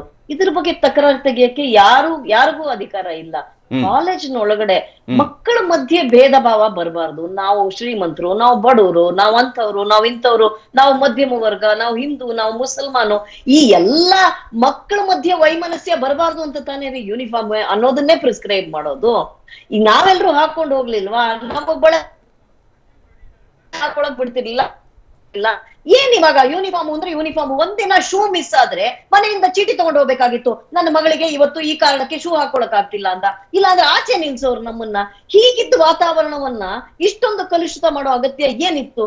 ಇದೇ ಹಿಜಾಬ್ ಅನ್ನ ಅನೇಕ ರಾಷ್ಟ್ರಗಳಲ್ಲಿ ಇದೇ ಹಿಜಾಬ್ಗೆ ತಡೆ ಇದೆ, ಮುಸಲ್ಮಾನ್ ರಾಷ್ಟ್ರಗಳಲ್ಲೇ ತಡೆ ಇದೆ. ನೀವು ಕೇರಳ ಹೈಕೋರ್ಟ್ ಡಿಸಿಷನ್ ತೆಗೆದು ನೋಡಿ, ಹೈಕೋರ್ಟ್ ನೇರವಾಗಿ ಹೇಳಿದೆ ಈ ಯೂನಿಫಾರ್ಮ್ ನಲ್ಲಿ ಹಸ್ತಕ್ಷೇಪ ಮಾಡಕ್ಕೆ ಕೋರ್ಟ್ಗೆ ಆಗೋದಿಲ್ಲ ಅಂತಾನೆ ನೇರವಾಗಿ 2018ರಲ್ಲಿ ಕೇರಳ ಹೈಕೋರ್ಟೇ ಹೇಳಿದೆ ಈ ವಿಚಾರವನ್ನ. ನಮ್ ಕೈಲಿ ಹಸ್ತಕ್ಷೇಪ ಮಾಡೋಕ್ಕಾಗೋದಿಲ್ಲ, ಆಯಾ ಶಾಲೆಗಳಿಗೆ ತಕ್ಕಂತೆ ಅವ್ರು ಮಾಡ್ಕೋಬೇಕು ಅಂತ. ಸುಮಾರು 150 ಶಾಲೆಗಳಲ್ಲಿ ಈ ಹಿಜಾಬು ನಿಕಾಬು ಇದನ್ನೆಲ್ಲ ಬಂದ್ ಮಾಡಿದ್ದಾರೆ ಕೇರಳದಲ್ಲಿ. ನೋಡಿ, ಆ ತರದ ರಾಜ್ಯಗಳಲ್ಲಿ ಇದಾಗೋದಿಲ್ಲ. ಇದು ಬಿಜೆಪಿ ಸರ್ಕಾರ ಇದೆ ಅನ್ನೋ ಕಾರಣಕ್ಕೆ ಈ ಬೇರೆ ಬೇರೆ ರೀತಿಯ ರಾಜಕೀಯ ತಿರುವು. ಬಿಜೆಪಿಯವರು ಕೂಡ ಏನೋ ಇಲ್ಲಿ ಬಹಳ ಆರಾಮಾಗಿ ಕೂತ್ಕೊಂಡು ಇದನ್ನ ನೋಡಿದ್ರ ಅಥವಾ ಸಮಸ್ಯೆ ಬಗೆಹರಿಸೋದ್ರ ಕಡೆಗೆ ಹೊರಟ್ರ? ಬಿಜೆಪಿ ನಾಯಕರು ಕೂಡ ಪಾಕಿಸ್ತಾನದ ವಿಚಾರದವರೆಗೂ ಕೂಡ ತಗೊಂಡು ಹೋದ್ರು. ಯಾವ ಕಾರಣಕ್ಕೆ ಹಾಗಾದ್ರೆ ಇದೆಲ್ಲ ಬೇಕಿತ್ತು? ನಮ್ಮ ಸಮಸ್ಯೆನ ನಮ್ಮೊಳಗಡೆ ನಾವು ಬಗೆಹರಿಸ್ಕೊಳ್ಳೋದಕ್ಕೆ ಬದಲಿಗೆ ಇನ್ಯಾವುದೋ ದೇಶವನ್ನ ಹೆಸರು ಹೇಳ್ಕೊಂಡು ಕೂತ್ಕೊಳ್ಬೇಕಾದ ಅವಶ್ಯಕತೆ ಇದೆಯಾ? ನೋಡಿ, ಮಾತಿಗೆ ಪ್ರತಿ ಮಾತು ಬಂದೇ ಬರುತ್ತೆ. ಮಾತಿಗೆ ಪ್ರತಿ ಮಾತಿನಿಂದಾಗಿ ಬೆಂಕಿ ಹಚ್ಚಿಕೊಳ್ಳುತ್ತಲ್ಲ ಮಾಳವಿಕ ಅವರೇ. ಇದೆ ಅಂದ್ರೆ ನಮಗೂ ಮಾತನಾಡುವ ಸ್ವಾತಂತ್ರ್ಯ ಇದೆ. ಖಂಡಿತ ಮಾಳವಿಕ ಅವರೇ, ಮಾತಾಡ್ತೀನಿ. ಜಸ್ಟ್ ನಾನು ಸುರಯ್ಯ ಅಂಜುಮ್ ಅವರು ಕೂಡ ಜಾಯ್ನ್ ಆಗಿದ್ದಾರೆ. ಸುರಯ್ಯ ಅವರೇ, ತಾವೇನ್ ಹೇಳ್ತೀರಿ? ಈಗ ನಡೀತಾ ಇರುವಂತಹ ಈ ಒಂದು ಬೆಳವಣಿಗೆಯನ್ನು ಗಮನಿಸಿದಾಗ ವಸ್ತ್ರದ ವಿಚಾರವಾಗಿನೇ ಬಹಳ ದೊಡ್ಡ ಫೈಟ್ ನಡೀತಾ ಇದೆ. ಯಾವ ಬಟ್ಟೆ ಹಾಕೊಂಡು ಬರಬೇಕು ಅನ್ನೋದೇ ಬಹಳ ಮುಖ್ಯ ಆಗೋಗ್ಬಿಟ್ಟಿದೆ ಶಿಕ್ಷಣಕ್ಕಿಂತ. ಮುಸ್ಲಿಂ ವಿದ್ಯಾರ್ಥಿನಿಯರು ಒಂದು ಮಾತನ್ನ ಪ್ರತಿಪಾದಿಸ್ತಾ ಇದ್ದಾರೆ, ನನಗೆ ಶಿಕ್ಷಣವೂ ಬೇಕು, ಜೊತೆಗೆ ಹಿಜಾಬ್ ಕೂಡ ಬೇಕು ಅಂತೇಳಿ. ಶಾಲೆಗಳಲ್ಲಿ ಕೆಲವೊಂದು ಕಾಲೇಜುಗಳಲ್ಲಿ ಈಗಾಗಲೇ ಹಿಜಾಬ್ ಹಾಕೊಂಡು ಬಂದಿಲ್ಲ ಅನ್ನೋದಕ್ಕೆ 10, 12, 14 ವರ್ಷಗಳ ಇತಿಹಾಸವನ್ನ ಸರ್ಕಾರ ತೋರಿಸ್ತಾ ಇದೆ. ಆಯಾ ಶಾಲೆಯ ಆಡಳಿತ ಮಂಡಳಿ ತೋರಿಸ್ತಾ ಇದೆ, ಕಾಲೇಜಿನ ಆಡಳಿತ ಮಂಡಳಿ ತೋರಿಸ್ತಾ ಇದೆ. ಈಗ ಈ ನಿಲುವಿನಲ್ಲಿ ಕಾಂಗ್ರೆಸ್ನವರು ಬಹಳಷ್ಟು ಇದಕ್ಕೆ ತುಪ್ಪ ಸುರಿಯೋ, ಈ ಬೆಂಕಿಗೆ ತುಪ್ಪ ಸುರಿಯೋ ಕೆಲಸವನ್ನ ಮಾಡ್ತಾ ಇದ್ದಾರೆ ಅನ್ನೋ ಆರೋಪವನ್ನು ಕೂಡ ಕಾಂಗ್ರೆಸ್ ಎದುರಿಸ್ತಾ ಇದೆ. ಏನ್ ಹೇಳ್ತೀರಿ ಸುರಯ್ಯ ಅವರ ಇದಕ್ಕೆ?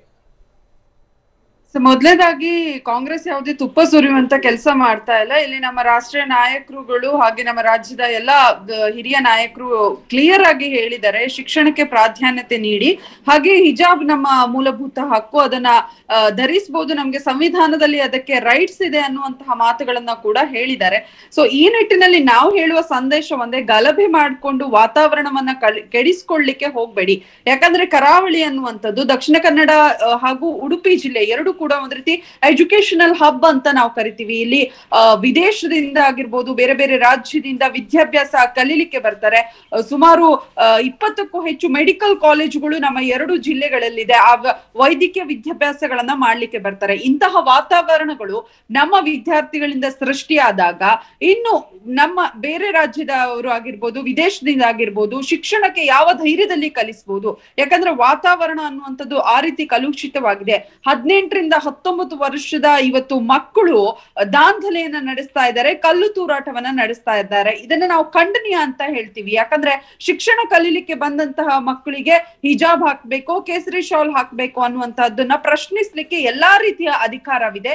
ಅದು ಅವರು ನ್ಯಾಯಾಲಯದಲ್ಲಿ ಪ್ರಶ್ನೆ ಮಾಡ್ಲಿ. ಯಾರು ಕೂಡ ಶಿಕ್ಷಣದಿಂದ ವಂಚಿತರಾಗಬಾರ್ದು ಜಾತಿಯ ಹೆಸರಿಟ್ಕೊಂಡು. ಸೊ ಆ ಒಂದು ನಿಟ್ಟಿನಲ್ಲಿ ನಾವೆಲ್ಲರೂ ಕೂಡ ಪ್ರಥಮವಾಗಿ ಶಿಕ್ಷಣಕ್ಕೆ ಮಹತ್ವವನ್ನ ನೀಡ್ತಾ, ಸಂವಿಧಾನ ಯಾವ ರೀತಿ ನಮ್ಮನ್ನ ಹಕ್ಕನ್ನ ನೀಡಿದೆ ಅದನ್ನ ಕೋರ್ಟಿನಲ್ಲಿ ಪ್ರಶ್ನಿಸಿ ಅಂತ ನಾವು ನೇರವಾಗಿ ಹೇಳ್ತಾ ಇದ್ದೇವೆ. ಆದ್ರೆ ನೀವು ಒಂದು ವೈಯಕ್ತಿಕ ಅಭಿಪ್ರಾಯವನ್ನ ವ್ಯಕ್ತಪಡಿಸಿದ್ರಿ, ಹಿಜಾಬ್ ಧರಿಸುವಂತದ್ದು ನಮ್ಮ ಧರ್ಮಗಳನ್ನ ಮನೆಯೊಳಗಡೆ ಇಟ್ಕೊಳ್ಳೋಣ, ಮನೆಯಲ್ಲಿ ಆಚರಣೆ ಮಾಡೋಣ. ಯಾಕಂದ್ರೆ ಧರ್ಮವನ್ನ ಆಚರಣೆ ಮಾಡಲೇಬೇಕು, ಪ್ರತಿಯೊಬ್ಬ ವ್ಯಕ್ತಿಯು ಕೂಡ ಆಚರಣೆ ಮಾಡಲೇಬೇಕು. ಆದರೆ ಅದು ಮನೆಯಲ್ಲಿರಲಿ, ಶಾಲೆಗೆ ಬಂದಾಗ, ಕಾಲೇಜಿಗೆ ಬಂದಾಗ ಇದರ ಅವಶ್ಯಕತೆ ಇದೆಯಾ ಅನ್ನುವಂಥ ಪ್ರಶ್ನೆಯನ್ನು ನೀವು ಕೂಡ ಎತ್ತಿದ್ರಿ. ಯಾವ ಕಾರಣಕ್ಕಾಗಿ ನೀವು ಇದರಲ್ಲಿ ಏನ್ ಕ್ಲಾರಿಟಿಯನ್ನು ಕೊಡ್ತಾ ಇರುವಂಥದ್ದು? ಎಸ್, ಸಮವಸ್ತ್ರ ಅಂದ್ರೇನೆ ಎಲ್ರೂ ಕೂಡ ಬಡವ ಶ್ರೀಮಂತ, ದಲಿತ, ಹಿಂದೂ, ಮುಸ್ಲಿಂ, ಕ್ರಿಶ್ಚಿಯನ್ ಎಲ್ರೂ ಕೂಡ ಸರಿಸಮಾನವಾಗಿ ಆ ಒಂದು ಸ್ಥಳದಲ್ಲಿ ಕೂತ್ಕೊಳ್ಳಿಕ್ಕೆ ಸಮವಸ್ತ್ರ ಅನ್ನುವಂಥದ್ದು ತರ್ತಾರೆ. ಅದು ಪೊಲೀಸ್ ಇಲಾಖೆಯಲ್ಲಾಗಿರ್ಬೋದು, ಶಿಕ್ಷಣ ಇಲಾಖೆಯಲ್ಲಾಗಿರ್ಬೋದು. ಇನ್ನು ಕೆಲವು ಆಡಳಿತ ಮಂಡಳಿಯಲ್ಲಿ ಸಮವಸ್ತ್ರ ಅನ್ನುವಂಥದ್ದು ಕಡ್ಡಾಯವಾಗಿದ್ದು, ಹಿಜಾಬ್ ಅನ್ಲಿಕ್ಕೆ ಧರಿಸ್ಲಿಕ್ಕೆ ಅಲ್ಲಿ ಅವಕಾಶ ಇಲ್ಲದಿದ್ದಾಗ ನಾವು ಗೇಟಿನ ಹೊರಗೆ ನಿಂತು ಪ್ರತಿಭಟನೆ ಮಾಡಿ ಶಿಕ್ಷಣದಿಂದ ವಂಚಿತರಾಗುವ ಬದಲು ಅಲ್ಲಿ ಹಿಜಾಬ್ ತೆಗೆದು ಶಿಕ್ಷಣವನ್ನ ಪಡೆದು ನ್ಯಾಯಾಲಯದಲ್ಲಿ ಹೋರಾಟ ಮಾಡುವ ಅನ್ನುವಂತಹ ಒಂದು ಮೆಸೇಜ್ ಅನ್ನ ನೀಡಿರುವಂತದ್ದು. ಯಾಕಂದ್ರೆ ವಾತಾವರಣ ಅಥವಾ ಆ ಒಂದು ನಮ್ಮ ಭಾಗದಲ್ಲಿ ಗಲಭೆಗಳು ನಡೆದಿರ್ಲಿ, ನಾವೊಂದು ಜವಾಬ್ದಾರಿಯುತ ಸ್ಥಾನದಲ್ಲಿ ನಿಂತ್ಕೊಂಡು ಯಾವುದೇ ರೀತಿಯಾದಂತಹ ದಾಂಧಲೆಗಳಿಗೆ ಅವಕಾಶ ನೀಡಬಾರ್ದು ಅಂತ ವಿದ್ಯಾರ್ಥಿಗಳಿಗೆ ನಾವು ಕಿವಿ ಮಾತನ್ನ ಹೇಳಿರುವಂತದ್ದು. ಕರೆಕ್ಟ್. ಸುರಯ್ಯ, ಈ ವಿಚಾರ ಸಂಬಂಧಪಟ್ಟಂಗೆ ಅಭಿನಂದಿಸ್ತೀವಿ ನಾವು ನಿಮಗೆ. ಯಾಕಂದ್ರೆ ಈ ರೀತಿ ಆದಂತಹ ಸಂದರ್ಭದಲ್ಲಿ ಮೊದಲು ಧಾವಿಸಿದಂಥವ್ರು ಜೆ ಬಾವ, ಹೋಗಿ ಅಲ್ಲಿ ಪಂಚಾಯಿತಿ ಮಾಡುವಂಥ ಪ್ರಯತ್ನವನ್ನು ಮಾಡಿದ್ರು, ಸಮಾಧಾನ ಮಾಡುವಂಥ ಕೆಲಸ ಮಾಡಿದ್ರು, ಸಂಬಂಧಪಟ್ಟಂಥವ್ರನ್ನ ಕರೆದು ಅವರಿಗೆ ನೋಡಿ ಈ ರೀತಿ ಮಾಡುವಂಥ ಸರಿಯಲ್ಲ ಅಂತ ಹೇಳುವಂಥ ಪ್ರಯತ್ನ ಮಾಡಿದ್ರು. ನಂಬರ್ 1 ನೀವು ತುಂಬ ಸ್ಪಷ್ಟವಾಗಿ ಹೇಳಿದಿರಿ, ವಿದ್ಯಾರ್ಥಿಗಳಿಗೆ ವಿದ್ಯಾಭ್ಯಾಸ ಮುಖ್ಯ. ಆಮೇಲೆ ಎಲ್ಲಕ್ಕಿಂತ ಮುಖ್ಯವಾಗಿ ನಿಮ್ಮ ಮೆಸೇಜನ್ನು ತುಂಬ ಜನ ನೋಡ್ತಾ ಇದ್ದಾರೆ, ಅಭಿನಂದಿಸ್ತಾ ಇದ್ದಾರೆ. ಕಾರಣ ಇಷ್ಟನ್ನೇ, ಭಿನ್ನವಾಗಿ ಯೋಚನೆ ಮಾಡುವಂಥವ್ರು ಇದಾರಲ್ಲ ಅಂತ. ಇಂಥವ್ರ ಸಂಖ್ಯೆನೇ ಕೊರತೆ ಇದೆ ನಮ್ಮಲ್ಲಿ. ನಾನು ಪ್ರಾಮಾಣಿಕವಾಗಿ ಹೇಳ್ತಾ ಇದ್ದೀನಿ. ಎಲ್ಲೋ ಕೆಲವರು BJPನಲ್ಲಿ, ಕೆಲವರು ಕಾಂಗ್ರೆಸ್ಸಲ್ಲಿ, ಕೆಲವರು ಯುವಕರಲ್ಲಿ, ಕೆಲವರು ಈ ಸಮಾಜ ಸೇವೆಯಲ್ಲಿ, ಕೆಲವರು ಅವರು ಮಾತ್ರ ಹೇಳ್ತಾರೆ. ಬಿಟ್ಟರೆ ನಿಜಕ್ಕೂ ಏನಂದ್ರೆ ಎಲ್ಲ ಈ ವಿಚಾರಕ್ಕೆ ಸಂಬಂಧಪಟ್ಟಂಗೆ ಶಾಂತಿ ನೆಲೆಸುವಂಥ ನಿಟ್ಟಲ್ಲಿ ಎಲ್ಲರೂ ಕೂಡ ಒಂದಾಗ್ಬಿಟ್ರೆ ಸುರಯ್ಯ ಇಂಥ ಸ್ಥಿತಿ ಬರಲ್ಲ. ನಾವು ಇವತ್ತು ಹಾಕ್ತಿರುವಂಥ ಈ ವಿಷಯ ಬೀಜ ಇದೆಯಲ್ಲ, ಅದು ನಾಳೆ ಏನಾದರೂ ದೊಡ್ಡ ವೃಕ್ಷ ಆಗಿಬಿಟ್ರೆ ಭಾಳ ಕಷ್ಟ ಆಗುತ್ತೆ. ಸುನಾಮಿ ಎದ್ದು ಬಿಡುತ್ತೆ ನಾಳೆ. ಇದನ್ನು ಗಮನಿಸಬೇಕು. ಈಗ ಶಿಕ್ಷಣಕ್ಕೆ ಮಹತ್ವ ನೀಡಬೇಕು. ಕೇಸರಿ ಅಥವಾ ಹಿಜಾಬ್ ಅನ್ನುವಂತ ಇಶ್ಯೂ ಇದೆಯಲ್ಲ, ಅದೊಂದು ಕೇವಲ ಬೀಜವಾಗಿದೆ, ಅದನ್ನ ಮರವಾಗ್ಲಿಕ್ಕೆ ನಾವು ಬಿಡಬಾರ್ದು. ಯಾಕಂದ್ರೆ ಇವತ್ತು ಕಲ್ಲು ತೂರಾಟ ನಡೆದಿರುವಂತ ವಿಷಯ ಆಗಿರ್ಬೋದು, ಅಲ್ಲಲ್ಲಿ ಜಗಳ ಗಲಭೆಗಳು. ನಾವು ಸ್ಟೂಡೆಂಟ್ಸ್ ಅಂದ್ರೆ ಏನು, ಶಿಕ್ಷಣ ಕಲೀಲಿಕ್ಕೆ ಹೋಗ್ತಾ ಇರುವವರು, ಅಲ್ಲಿ ವಿದ್ಯಾಭ್ಯಾಸ ಮಾತ್ರ ಹಾಗೂ ಗುರು ಹೇಳಿದ ಮಾತುಗಳನ್ನ ಆಲಿಸ್ಬೇಕು.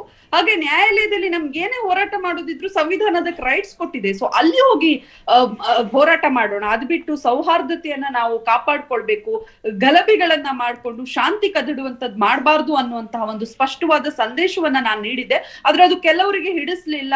ಆ ಕುರಿತು ಹಲವಾರು ಬೆದರಿಕೆಗಳು ನನ್ಗೆ ಬಂದಿದೆ. ಅದಕ್ಕೆ ನಾನು ಯಾವ್ದು ಕೇರ್ ಅನ್ನಲ್ಲ, ನಾನು ಸತ್ಯಕ್ಕೆ ಬೆಲೆ ಕೊಡ್ತೇನೆ. ಇಲ್ಲ ಬಿಡಿ ನೀವು ನೋ ಡೌಟ್ ಸಮಾಜದ ಪರವಾಗಿದ್ದೀರಿ.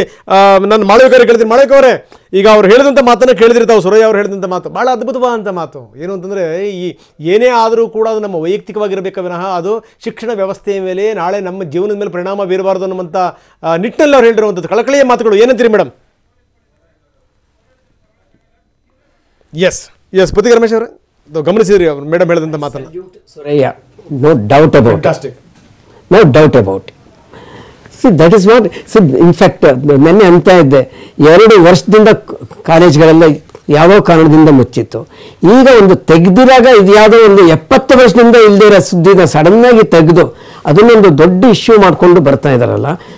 ಇನ್ನೊಂದು 2 ತಿಂಗಳಕ್ಕಾದ್ರೆ ಓಕೆ, ಸಮ್ಮರ್ನಲ್ಲಿ ಇದನ್ನೆಲ್ಲ ಸಾರ್ಟ್ ಔಟ್ ಮಾಡ್ಕೊಳ್ಳಿ. ಈ 2 ತಿಂಗಳು ಮುಗಿಸ್ಬಿಡ್ಬೋದಾಗಿತ್ತು. ಈ ನಿನ್ನೆ ಕೂಡ ನಾನು ಕೋರ್ಟಿನ ಪ್ರೊಸೀಡಿಂಗ್ಸ್ ಫಾಲೋ ಮಾಡ್ತಾ ಇದ್ದೆ. ಅವಾಗ ಅವರ ವಕೀಲರು ಹೇಳಿದ್ರು, ಈ 2 ತಿಂಗಳು ಹಾಕೊಳ್ಳಿಕ್ಕೆ ಬಿಡಿ ಅಂತ. ಆ 2 ತಿಂಗಳು ಹಾಕೊಳ್ಳೋದ್ರ ಬದಲು 2 ತಿಂಗಳು ನಾವು ಹಾಕೊಳ್ಳಲ್ಲ ಅಂತ ಹೇಳಿದ್ರೆ ಎಷ್ಟು ದೊಡ್ಡತನ ತೋರಿಸ್ತಾ ಇತ್ತು ಅವ್ರದ್ದು. ಅದು ಬೇಕಾಗಿದ್ದಿಲ್ಲ. ಯಾಕಂದ್ರೆ 70 ವರ್ಷದಿಂದ ಹಾಕಿಲ್ಲ. ಈಗ 2 ತಿಂಗಳು ಹಾಕ್ಲೇಬೇಕು ಅವ್ರಿಗೆ. ಇದು 2 ತಿಂಗಳು ಬೇಡ, ನಾವು ಹಾಕೋದಿಲ್ಲ, ಮುಂದುವರಿಸ್ತೇವೆ. ಸಮ್ಮರ್ ವೆಕೇಶನ್ ಕೂತ್ಕೊಂಡು ನಾವು ಸಾರ್ಟ್ ಔಟ್ ಮಾಡೋಣ ಇದನ್ನ ಅಂತ ಹೇಳಿ ಮಾಡ್ಬೋದಾಗಿತ್ತು. ಅಥವಾ ಈ ಸಂದರ್ಭದಲ್ಲಿ ಅವಕಾಶ ಕೊಟ್ಟು ಆಮೇಲೆ ಕುತ್ಕೊಂಡು ನಾವು ಸಾರ್ಟ್ ಔಟ್ ಮಾಡೋಣ ಬಿಡಿ ಅಂತ ಸರ್. ಹಾಗೆ ಅದನ್ನ ನಾವು ಒಪ್ಪೋದಿಲ್ಲ. ಯಾಕೆಂದ್ರೆ ಇಷ್ಟು ವರ್ಷ ಇಲ್ಲದೆ ಇದ್ದಿದ್ದನ್ನು ಕಾನೂನು ಇಲ್ಲದೆ ಇಲ್ಲ ಅಂತ ಹೇಳುವಂಥದ್ದು ಕೂಡ ಸಮರ್ಪಕವಾದಂತಲ್ಲ. ಹಿಜಾಬ್ ಅನ್ನ ಧರಿಸಿಕೊಂಡು ಬರ್ತಾ ಇರುವಂತ ಅನೇಕ ವಾಸ್ತವ ಇದೆ. ಯಾಕಂದ್ರೆ ನಾವು ಗ್ರಾಮೀಣ ಭಾಗದಲ್ಲಿ ಓದ್ಕೊಂಡು ಬಂದಿರುವಂತಹ ವಿದ್ಯಾರ್ಥಿಗಳಿಗೆ ನಮ್ಮ ದಕ್ಷಿಣ ಕನ್ನಡದ ಜಿಲ್ಲೆಯಲ್ಲಿನೇ ನಾನು ಉದಾಹರಣೆಯನ್ನು ಕೊಡ್ತೇನೆ. ಇಟ್ಸ್ ಎ ಕಾಮನ್ ಇದಾಗಿರ್ತಿತ್ತು. ಪ್ರಶ್ನಿಸ್ತಿರ್ಲಿಲ್ಲ ಅನ್ನುವಂಥ ನಾನು ಹೋಗ್ತೇನೆ. ಅದನ್ನ ಯಾರು ಕೂಡ ಪ್ರಶ್ನಿಸಿರ್ಲಿಲ್ಲ. ನೀವು ಹಿಜಾಬ್ ಹಾಕೊಂಡು ಬರೋದು ಯಾಕೆ ಅನ್ನೋದು ಕೇಳಿಲ್ಲ. ಕ್ಲಾಸ್ ಒಳಗಡೆ ಕೂಡ ಹಾಕ್ತಾ ಇದ್ದಿದ್ದಂಥದ್ದನ್ನ ಹೇಳ್ತಾರೆ ಅಂತ. ಆದ್ರೆ ಇವತ್ತು ಒಂದು ಕಾಲೇಜಿನ ಉದಾಹರಣೆಯನ್ನು ಕೊಡ್ತಾ ಇದ್ದಾರೆ. ಉಡುಪಿಯ 2009-10 ಸಾಲಿನ ಅಲ್ಲಿಯ ಫೋಟೋಗ್ರಾಫ್ಸ್ನಲ್ಲೂ ಕೂಡ ಹಿಜಾಬ್ ಹಾಕಿಲ್ಲ. ಆದ್ರೆ ಆ ಕಾಲೇಜಿನಲ್ಲಿ ವಿದ್ಯಾರ್ಥಿನಿಯರು ಏಕಾಏಕಿಯಾಗಿ ನಾವು ಹಿಜಾಬ್ ಹಾಕೋಬೇಕು ಅಂತ ಹೇಳ್ತಿದ್ದಾರೆ. ಅದೇ ವಿಚಾರ ಕುಂದಾಪುರದ ಪದವಿ ಪೂರ್ವ ಕಾಲೇಜಿನಲ್ಲಿ ಇರಲಿಲ್ಲ. ಅಲ್ಲಿ ಅವಕಾಶ ಇತ್ತು ಅನ್ನೋದನ್ನ ಅಲ್ಲಿ ಅವರು ಒಪ್ಪಿಕೊಳ್ತಾರೆ. ಇಲ್ಲ ಅವಕಾಶ ಇತ್ತು, ಆದ್ರೆ ಈಗ ನಾವು ಸರ್ಕಾರದ ಆದೇಶದ ಪ್ರಕಾರವಾಗಿ ನಾವು ಇಲ್ಲ ಅವಕಾಶ ಕೊಡುವುದಿಲ್ಲ ಅಂತ ಹೇಳ್ತಾರೆ. ಯಾವ ಕಾರಣಕ್ಕಾಗಿ ಸರ್? ಸರ್ಕಾರದ ಆದೇಶ ನಾನು ನೋಡಿದೆ. ಅದ್ರಲ್ಲಿ ಕ್ಲಿಯರ್ ಆಗಿ ಏನು ಹೇಳ್ತಾರೆ ಅಂದ್ರೆ, ಪ್ರತಿ ಕಾಲೇಜ್, ನಮ್ಮ ಕಾಲೇಜ್ನಲ್ಲಿ ಇರ್ಬೋದು, ನಿಮ್ಮ ಕಾಲೇಜ್ನಲ್ಲಿ ಇಲ್ಲದೆ ಇರಬಹುದು, ಪ್ರತಿ ಕಾಲೇಜ್ನಲ್ಲೂ ಪೇರೆಂಟ್ಸ್ ಟೀಚರ್ಸ್ ಅಸೋಸಿಯೇಷನ್ ಅಂತ ಒಂದಿರುತ್ತೆ. ಅವರು ಒಂದು ಡಿಸಿಷನ್ ತಗೊಂಡು ಅದ್ರ ಪ್ರಕಾರ ನೀವು ಹಾಕೊಳ್ಳಿ ಅಂತ ಅಂದಿದ್ದಾರೆ. ಕೇಸರಿ ಶಾಲು ಬೇಡ, ಹಿಜಾಬು ಬೇಡ ಅಂತ ಹೇಳಿದ್ದಾರೆ. ಕ್ಲಿಯರ್ ಆಗಿ ಹೇಳಿದ್ದಾರೆ ಅದು ಸರ್ಕಾರದ ಇದರಲ್ಲಿ. ಸೊ ಆ ರೀತಿ ಇದ್ದಾಗ ಕುಂದಾಪುರದಲ್ಲಿದ್ದರೆ ಅಲ್ಲಿ ಪೇರೆಂಟ್ಸ್ ಅಂಡ್ ಟೀಚರ್ಸ್ ಅಸೋಸಿಯೇಷನ್ ಅವ್ರು ತಗೊಳ್ಬೋದು. ಸರ್ಕಾರದ ಮೇಲೆ ಗೂಬೆ ಕೂಡಿಸೋದ್ರಲ್ಲಿ ಅರ್ಥ ಇಲ್ಲ. ಅವರು ಡಿಸಿಷನ್ ತಗೊಂಡು ಹಾಕೊಳ್ಬೇಡಿ ಅಂತ ಹೇಳಿದ್ರೆ ದಟ್ ಈಸ್ ಇಂಡಿವಿಜುವಲ್ ಫೈಟ್ ಆಯಿತು. ಆ್ಯಂಡ್ ಮಾಳವಿಕಾ ಅವರು ಕೇರಳ ಹೈಕೋರ್ಟ್ದು ಡಿಸಿಷನ್ಸ್ ಹೇಳಿದ್ರು, ನಾನು ಓದಿದ್ದೇನೆ, ಕ್ಷಮಿಸ್ಬೇಕು ಅವರು, ಅದು ಆ ಡಿಸಿಷನ್ ಆ ಥರ ಇಲ್ಲ. ಅಲ್ಲಿ ಏನು ಬಂತು ಅಂದರೆ, ಒಂದು ಕ್ರಿಶ್ಚಿಯನ್ ಇನ್ಸ್ಟಿಟ್ಯೂಷನ್ನಲ್ಲಿ ಒಬ್ಬರು ಲೇಡಿ ತಾವು ಹಿಜಾಬ್ ಹಾಕಬೇಕು ಅಂತ ಹೇಳಿದಾಗ ಅವ್ರಿಗೆ ಬಿಡಲಿಲ್ಲ. ಆವಾಗ ಕೋರ್ಟ್ನಲ್ಲಿ ಏನು ಹೇಳಿದ್ರೆ, ಇವ್ರಿಗೆ ಹಿಜಾಬ್ ಹಾಕ್ಕೊಳ್ಬೇಕು ಅಂತ ಹೇಳಿ ಫಂಡಮೆಂಟಲ್ ರೈಟ್ ಅಂತ ಕೇಳ್ತಾ ಇದ್ದಾರೆ. ಕಾಲೇಜ್ನವರು ನಾವು ನಮ್ಮ ಯೂನಿಫಾರ್ಮ್ ಫಾಲೋ ಮಾಡಿ ಅಂತ ನಮ್ಮ ಫಂಡಮೆಂಟಲ್ ರೈಟ್ ಹೇಳ್ತಾ ಇದ್ದೇವೆ ಅಂತ. ಅದು ಎರಡೂ ಮೈನಾರಿಟಿ ಇನ್ಸ್ಟಿಟ್ಯೂಷನ್ ಆಯ್ತಲ್ಲಿ. ಒಬ್ರು ಮೈನಾರಿಟಿ ಪರ್ಸನ್, ಇನ್ನೊಂದು ಮೈನಾರಿಟಿ ಇನ್ಸ್ಟಿಟ್ಯೂಷನ್. ಆದ್ರಿಂದ ಏನಾಯಿತು, ಮೈನಾರಿಟಿ ಇವರು ಬೇರೆ ಕಾಲೇಜಿಗೆ ಬೇಕಾದ್ರೂ ಹೋಗ್ಬೋದು, ಆದರೆ ಮೈನಾರಿಟಿ ಇನ್ಸ್ಟಿಟ್ಯೂಷನ್ ಬೇರೆ ಸ್ಟೂಡೆಂಟ್ಸ್ನ ತಗೊಳ್ಬೋದು.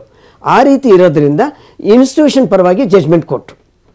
ಸೊ ಮಾಳ್ವಿಕಾ ಅವರು ಹೇಳಿದಾಗ ಕೇರಳದಲ್ಲಿ ಕೂಡ ಈ ತರ ಜಜ್ಮೆಂಟ್ ಇಲ್ಲ ಮೈನಾರಿಟಿ ಇನ್ಸ್ಟಿಟ್ಯೂಷನ್ ಅವ್ರು ಏನ್ ಬೇಕಾದ್ರೆ ಹೇಳ್ಬೋದು ಅಂತ. ಕರ್ನಾಟಕ ಸರ್ಕಾರದ ಸುತ್ತೋಲೆ ಕೂಡ ಅದನ್ನೇ ಹೇಳ್ತಾ ಇದೆ, ಇಡೀ ರಾಜ್ಯಕ್ಕೆ ಇಡೀ ಕಾಲೇಜ್ಗಳು ಏನೇನ್ ಬೇಕಾದ್ರೂ ನೀವು ಮಾಡ್ಕೊಳ್ಳಿ ಅಂತ ಹೇಳಿದ್ದಾರೆ. ಜನವರಿ 4 ಇದು ಬಂದಿರೋದು, ಫೆಬ್ರವರಿ 4. ಅದರಲ್ಲಿ ಹೇಳಿರೋದು ಪ್ರತಿ ಕಾಲೇಜ್ನಲ್ಲೂ ನಿಮ್ಮ ಪೇರೆಂಟ್ಸ್ ಆ್ಯಂಡ್ ಟೀಚರ್ಸ್ ತೊಗೊಂಡು, ಈಗ ಸಪೋಸ್ ಒಂದು ಕಾಲೇಜ್ನಲ್ಲಿ 90% ಮುಸ್ಲಿಮ್ಸ್ ಇರ್ಬೋದು, 50% ಇರ್ಬೋದು, ಓಕೆ ಹಾಕೊಳ್ಳಿ, ಅದರಲ್ಲೇನು ತಪ್ಪಿಲ್ಲ ಅಂತ ಹೇಳ್ಬೋದು. ಇನ್ನೊಂದು ಇದರಲ್ಲಿ ಯೋಚನೆ ಮಾಡಬೇಕಾದ್ದೇನು ಅಂದರೆ, ಇದು ಸ್ವಲ್ಪ ಟೈಮ್ ತೊಗೊಳತ್ತೆ. 2 ಥರದ ವಿಧ ಇದೆ. ಒಂದು, ನಾನು ಈಗ for example I am a particular community, ನಾನು ನಾನ್ ವೆಜ್ ತೊಗೊಳ್ಳೋದಿಲ್ಲ. ನಾನ್ ವೆಜ್ ತೊಗೊಂಡ್ರೆ that is an offence to my community, ನಾನು ಮಾಡೋದು ತಪ್ಪಾಗತ್ತೆ. ಕೆಲವರು ಅದನ್ನು ಫಾಲೋ ಮಾಡ್ಬೋದು, ಕೆಲವರು ಮಾಡದೇ ಇರಬಹುದು. ಅದೇ ರೀತಿ ಮುಸ್ಲಿಂ ಲಾನಲ್ಲಿ ಕೂಡ ಕೆಲವು ಮಾಡಲೇಬೇಕು, ಕೆಲವು ಮಾಡಬಾರ್ದು ಅಂತಿದೆ. ಇವರು ಅಷ್ಟು ಸ್ಟ್ರಿಕ್ಟಾಗಿ ಮಾಡಲೇಬೇಕು ಅಂತಿದ್ರೆ ಇವ್ರಿಗೆ ಗೊತ್ತಿತ್ತಲ್ಲ ಈ ರೀತಿ ನಾವು ಮಾಡಲೇಬೇಕು ಅಂತ ಹೇಳಿ, ಅವರು ಬೇರೆ ಗರ್ಲ್ಸ್ ಕಾಲೇಜ್ಗಳಿಗೆ ಹೋಗ್ಬೋದಾಗಿತ್ತು.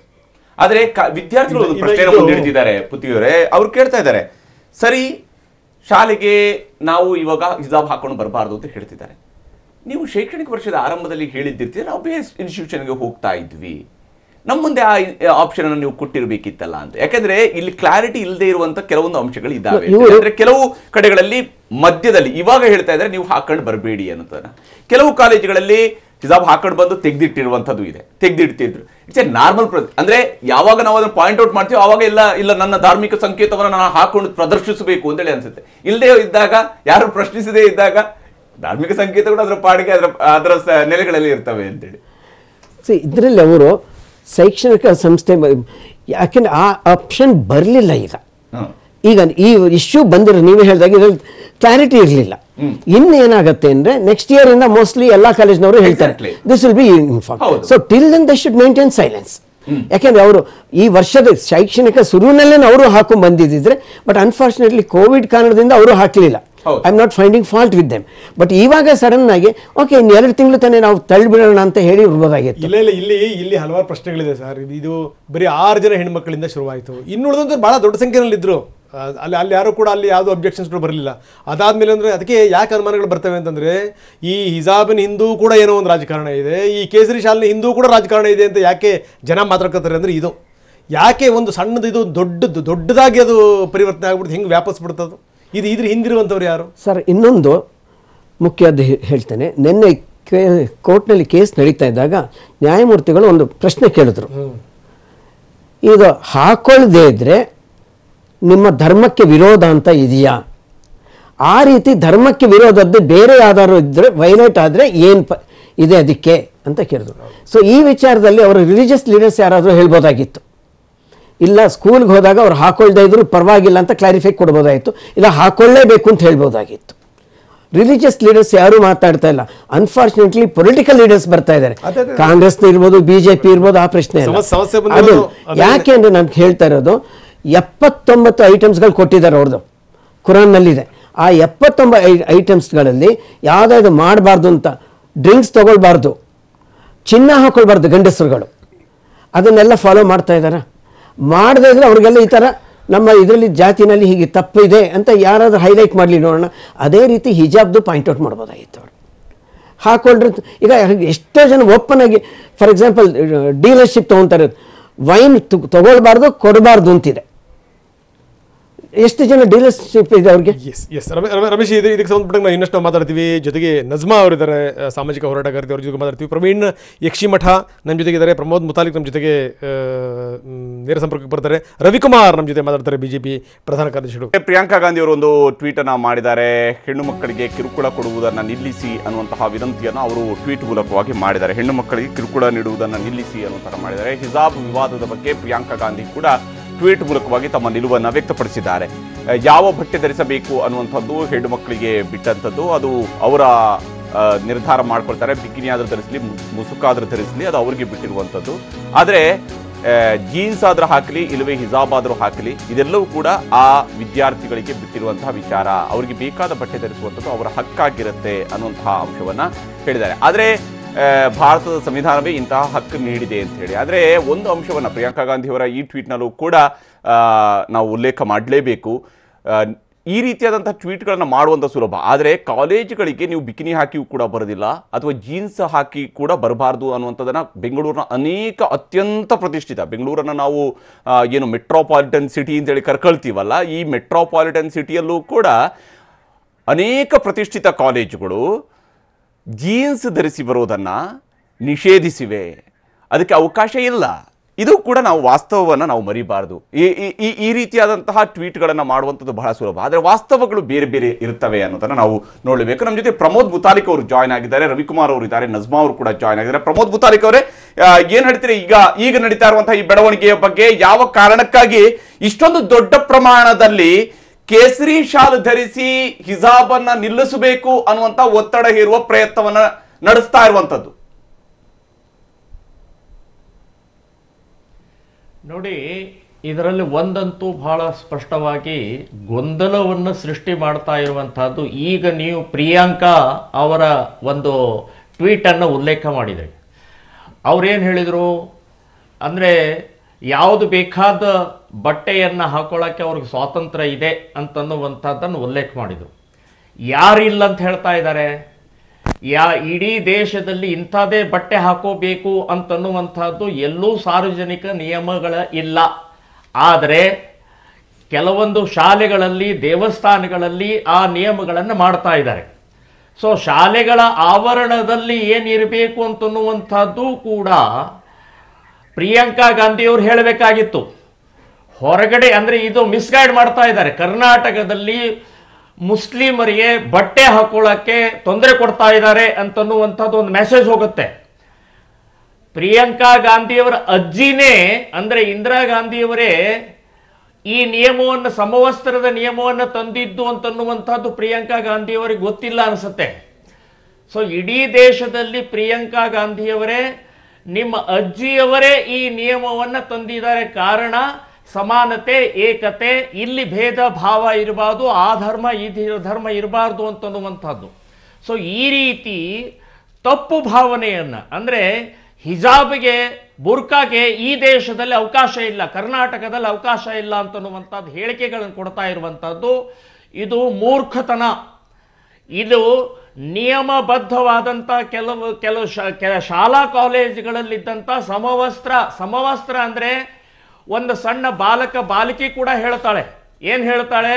ಇದು ಸಮವಸ್ತ್ರ, ಇದು ಬಟ್ಟೆ ಹಾಕ್ಕೊಂಡ್ರೆ ನಮಗೆ ಯಾರು ಅಕ್ಕಪಕ್ಕದವ್ರು ಕೂತಿದ್ದಾರೆ ಗೊತ್ತಿರುವುದಿಲ್ಲ ಅಂತ ಹೇಳಿ. ಸೊ ಇಂಥ ಒಂದು ಸ್ಪಷ್ಟವಾದಂಥ ನಿಲುವು ಕೆಲವೊಂದು ಜನ ಗೊಂದಲ ಮಾಡ್ತಾ ಇರುತ್ತೆ. ಇದು ಒಂದು. ಇನ್ನು ಎರಡನೇದು, ಉಡುಪಿಯಲ್ಲಿ ಪ್ರಾರಂಭ ಆದಂಥ ಈ ಘಟನೆ ನಾನು ಉಲ್ಲೇಖ ಮಾಡೋದು, ಪ್ರಾರಂಭದಲ್ಲೇನೆ ಅಲ್ಲಿಯ ಆಡಳಿತ ಮಂಡಳಿಯವರು ಇದಕ್ಕೆ ಸರಿಯಾದ ದಿಕ್ಕನ್ನು ತೋರಿಸಿದ್ರೆ ಇಷ್ಟು ಬೆಳವಣಿಗೆ ಆಗ್ತಾ ಇರಲಿಲ್ಲ ಅಂತನ್ನುವಂಥದ್ದು ನನ್ನ ಅನಿಸಿಕೆ.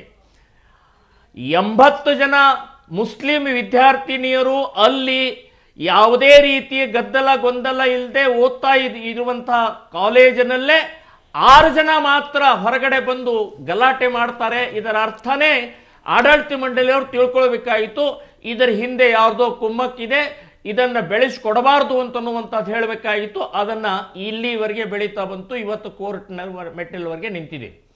ಸೊ ಈ ಪ್ರವೃತ್ತಿ ಏನಿದೆಲ್ಲ, ಮಾನಸಿಕತೆ ಏನಿದೆಲ್ಲ, ಅಂದರೆ ಅತಿಕ್ರಮಣ ಮಾಡುವಂತಹದ್ದು, ವಿಸ್ತಾರವಾದ ಮಾಡುವಂತಹದ್ದು, ಇದು ಡೇಂಜರಸ್ ಮಾನಸಿಕತೆ. ಇದು ನಾನು ಚಿಂತಾಮಣಿಯ ಹೈಸ್ಕೂಲ್ನಲ್ಲಿ ಒಂದು ನಮಾಜ್ ಮಾಡಿದಂತಹದ್ದು ನಾನು ಉಲ್ಲೇಖ ಮಾಡ್ತಾ ಇದ್ದೀನಿ.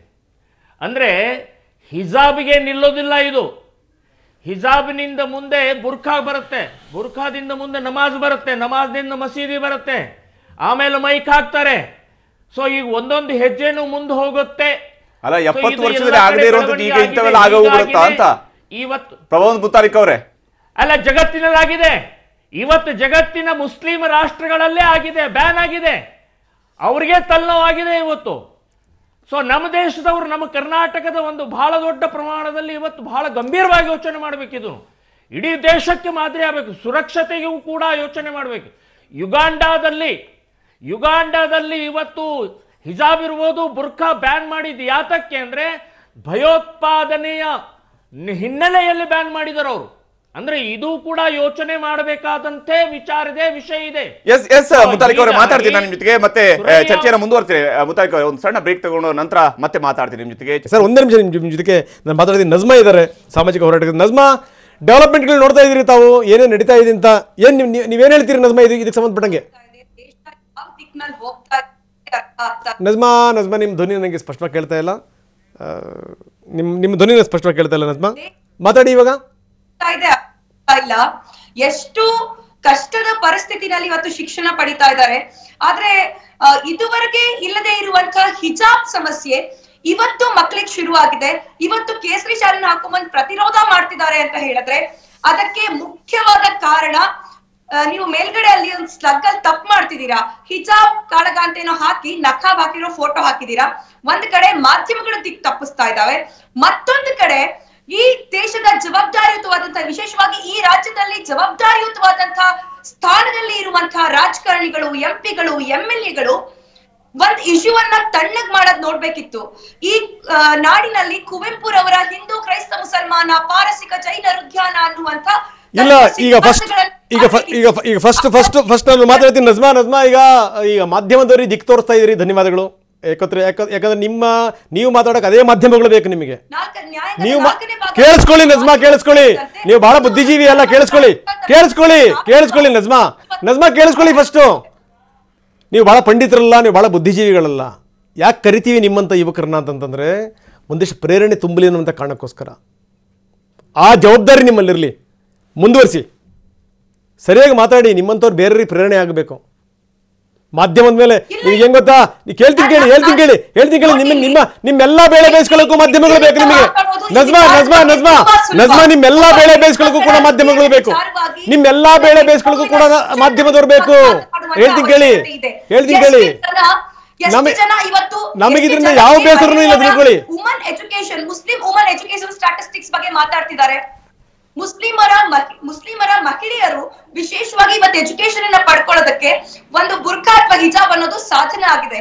ನಿನ್ನೆ ಕುಶಾಲನಗರದ ಒಂದು ಕಾಲೇಜಿಂದ ನನಗೆ ಕಾಲ್ ಬರುತ್ತೆ. ಒಂದ್ ಹೆಣ್ಮಕ್ಳು ಹೇಳ್ತಾಳೆ, ಅಕ್ಕ ಈ ತರ ಬೆಳವಣಿಗೆ ಆಗ್ತಾ ಇದೆ, ಬುರ್ಖಾ ಹಾಕೊಳ್ಳಿಲ್ಲ ಅಂದ್ರೆ ನಮ್ಮನೆ ಕಾಲೇಜಿಗೆ ಕಳ್ಸಲ್ಲ, ನಾನ್ ಏನ್ ಮಾಡ್ಲಿ ಅಂತ ಹೇಳ್ತಾಳೆ. ಅಂದ್ರೆ ಇಷ್ಟುವರೆಗೆ ಸಮಸ್ಯೆ ಆಗದೆ ಇರುವಂತಹ ಹಿಜಾಬ್ ಇವಾಗ ಯಾಕೆ ಸಮಸ್ಯೆ ಆಗ್ತಾ ಇದೆ? ಅದನ್ನೇ ಕೇಳ್ತಾ ಇರೋದು ನಾವು. ಬಿಜೆಪಿ ಸುಸಜ್ಜಿತವಾಗಿ ಕೆಲಸ ಮಾಡ್ತಾ ಇದೆ, ಅದನ್ನೇ ಕೇಳ್ತಾ ಇರೋದು. ಬರೀ ಬಿಜೆಪಿ ಅವರದೇ ಪಾತ್ರನ, ಬೇರೆ ಪಾರ್ಟಿಯವರು ಏನೇನು ಮಾತಾಡ್ತಾರೆ ಗೊತ್ತಿಲ್ವಾ ನಿಮಗೆ? ಎಲ್ಲರೂ ಸೇರಿಸ್ಕೊಂಡೆ ಅದರಲ್ಲಿ ಎಲ್ಲ ಧರ್ಮದವರು, ಎಲ್ಲ ಸಮುದಾಯದವರು ಇದ್ದಾರೆ. ನಜ್ಮಾ, ನಾವೆಲ್ಲರೂ ಆ ಮಕ್ಕಳಿಗೆ ಕನ್ವೆ ಮಾಡ್ಬೇಕಾಗಿರೋದು ಕುವೆಂಪುರವರ ಸರ್ವ ಜನಾಂಗದ ಶಾಂತಿಯ ತೋಟದ ಸಿದ್ಧಾಂತವನ್ನ. ಅದನ್ನ ಬಿಟ್ಟು ಈ ದೇಶದ ತಳಹದಿ ಹಿಂದೂ ಸಂಸ್ಕೃತಿ ಮೇಲೆ ಹುಟ್ಕೊಂಡಿದೆ ಅನ್ನೋದಲ್ಲ, ಅದು ಸಂವಿಧಾನಕ್ಕೆ ವಿರೋಧವಾದಂತಹ ಹೇಳಿಕೆ ಅನ್ನೋದನ್ನ ಮರ್ತು ಬಿಟ್ಟಿದ್ದಾರೆ ಪಾಪ. ಒಂದ್ ನಿಮಿಷ ಹಾಗೆ ಸಂಪರ್ಕದಲ್ಲಿ ಮುತಾಲಿಕ್ರೆ ನಜ್ಮಾ ಮಾತಾಡ್ತಿರುವಂತ ಧಾಟಿ ನೋಡ್ತಾ ಇದ್ರಿ, ಏನಂತೀರಿ? ಮಾತಾಡಿ. ನೋಡಿ, ಇವತ್ತು ಇಡೀ ದೇಶದಲ್ಲಿ ತಪ್ಪು ಒಪ್ಪುಗಳನ್ನು ತೋರಿಸ್ತಾ ಇರುವಂತ ಮಾಧ್ಯಮದ ಮೂಲಕ ಜಾಗೃತಿ ಆಗ್ತಾ ಇದೆ. ಮಾಧ್ಯಮದ ಮೇಲೆ ಅಪಾದನೆ ಮಾಡುವಷ್ಟು ಇವತ್ತು ಧಾಷ್ಟ್ಯ ಇವತ್ತು ಆ ರೀತಿ ಬಂದಿದ್ದು. ಇವರು ಲೆಫ್ಟಿಸ್ಟ್ ಸಂಘಟನೆಯಲ್ಲಿ ಇರುವಂತ ನಜ್ಮಾ ಇವರು ಎಲ್ಲ ರೀತಿ ನೋಡ್ತಾರೆ. ಈಗ ಹಿಜಾಬ್ ಹಾಕೊಂಡಿದ್ದಾರೆ. ಇವರು ಫೇಸ್ಬುಕ್ ತೆಗೆದ್ರೆ ಗೊತ್ತಾಗತ್ತೆ ಎಲ್ಲಿ ಹೇಗೆ ಇವ್ರದ್ದು ವೇಷ ಇದೆ, ಡ್ರೆಸ್ಗಳಿದಾವೆ ಅಂತ ಅನ್ನೋದು ಗೊತ್ತಾಗತ್ತೆ.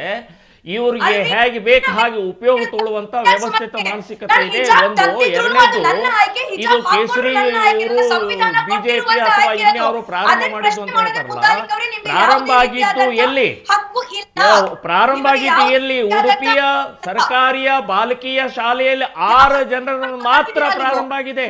ಇವತ್ತು 6 ಜನರಿಗೆ ಜವಾಬ್ದಾರಿ. ಅದಕ್ಕೆ 6 ಜನರಲ್ಲಿ ನೀವು ಒಬ್ರು ಇದ್ದೀರಿ ಅಂತ ಅನ್ನುವಂಥದ್ದು ನನ್ನ ಗಮನಕ್ಕೆ ಬಂದಿದೆ. ಯಾಕೆ ಪ್ರಾರಂಭ ಮಾಡಿದ್ರೆ ನೀವೇ ಅದನ್ನ ತಡೆ ಹಿಡಿದು ಅದನ್ನು ಸಮಾಧಾನವಾಗಿ ಮಾಡಬಹುದಾಗಿತ್ತಲ್ಲ. ಈಗ ಯಾಕೆ ಅದನ್ನ ನೀವು ಹುಟ್ಟಾಕಿದ್ರಿ? ಅದನ್ನ ಕ್ಲಿಯರ್ ಮಾಡಬಹುದಾಗಿತ್ತು. ನಿಮ್ಮಂತವ್ರು ಕೊಟ್ಟ ಹೇಳಿಕೆಯಿಂದಾಗಿ ಇವತ್ತು ಉದ್ವಿಗ್ನಗೊಂಡಿದೆ ಪರಿಸ್ಥಿತಿ. ಯಾವ ಮಕ್ಕಳಿಗೆ ಕೇಸರಿ ಶಾಲೆನ ಯಾವ ಕಾರಣಕ್ಕೆ ಹಾಕೊಳ್ಬೇಕು ಅನ್ನೋದೇ ಗೊತ್ತಿಲ್ವೋ, ಈ ಕೇಸರಿ ಶಾಲೆಗೆ ಒಂದು ದೊಡ್ಡ ಗೌರವ ಇದೆ, ಖಾವಿಗೊಂದು ದೊಡ್ಡ ಗೌರವ ಇದೆ, ಅದನ್ನ ತಗ್ಗಿಸುವಂತ ಕೆಲಸವನ್ನ ಕುಶಾಲನಗರದ ವಿಜುವಲ್ಸ್ ನೋಡಿ ನೀವು ತಗೊಂಡೋಗಿ ಮಕ್ಕಳಿಗೆ ಹಂಚ್ತಿದ್ದಾರೆ.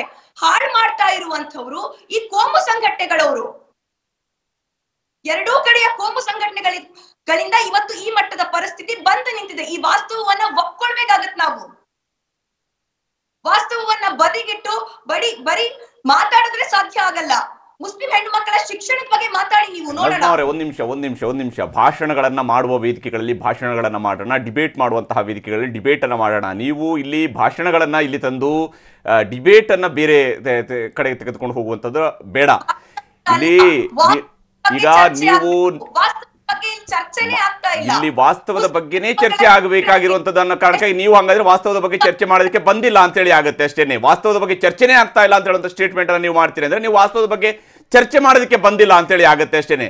ಇಲ್ಲಿ ಮಾತಾಡ್ತಾ ಇರೋದು ವಾಸ್ತವದ ಬಗ್ಗೆ, ನಾವಿಲ್ಲೇನು ಬೇರೆನೇನೋ ವಿಚಾರಗಳ ಬಗ್ಗೆ ಮಾತನಾಡೋದಕ್ಕೆ ಇಲ್ಲಿ ಕೂತಿರುವಂತದಲ್ಲ. ಒಂದ್ ನಿಮಿಷ ಹರಿ, ದಿನ ಬೆಳಗಾಗೋದ್ರ ಒಳಗಡೆಗೆ ನೀವು ಬಹಳ ನಾಯಕಿ ಆಗಬೇಕು ಅಂತ ಬಯಸಬೇಡಿ. ಯಾರು ನಿಮ್ಮನ್ನ ನಾಯಕಿ ಮಾಡಲ್ಲ, ಇಲ್ಲಿ ನಾಯಕಿ ಮಾಡಲ್ಲ. ನಿಮಗೆ ಆರಂಭ ಒಂದ್ ನಿಮಿಷ ಕೇಳಿಸ್ಕೊಳ್ಳಿ. ನಜ್ಮಾ ಒಂದ್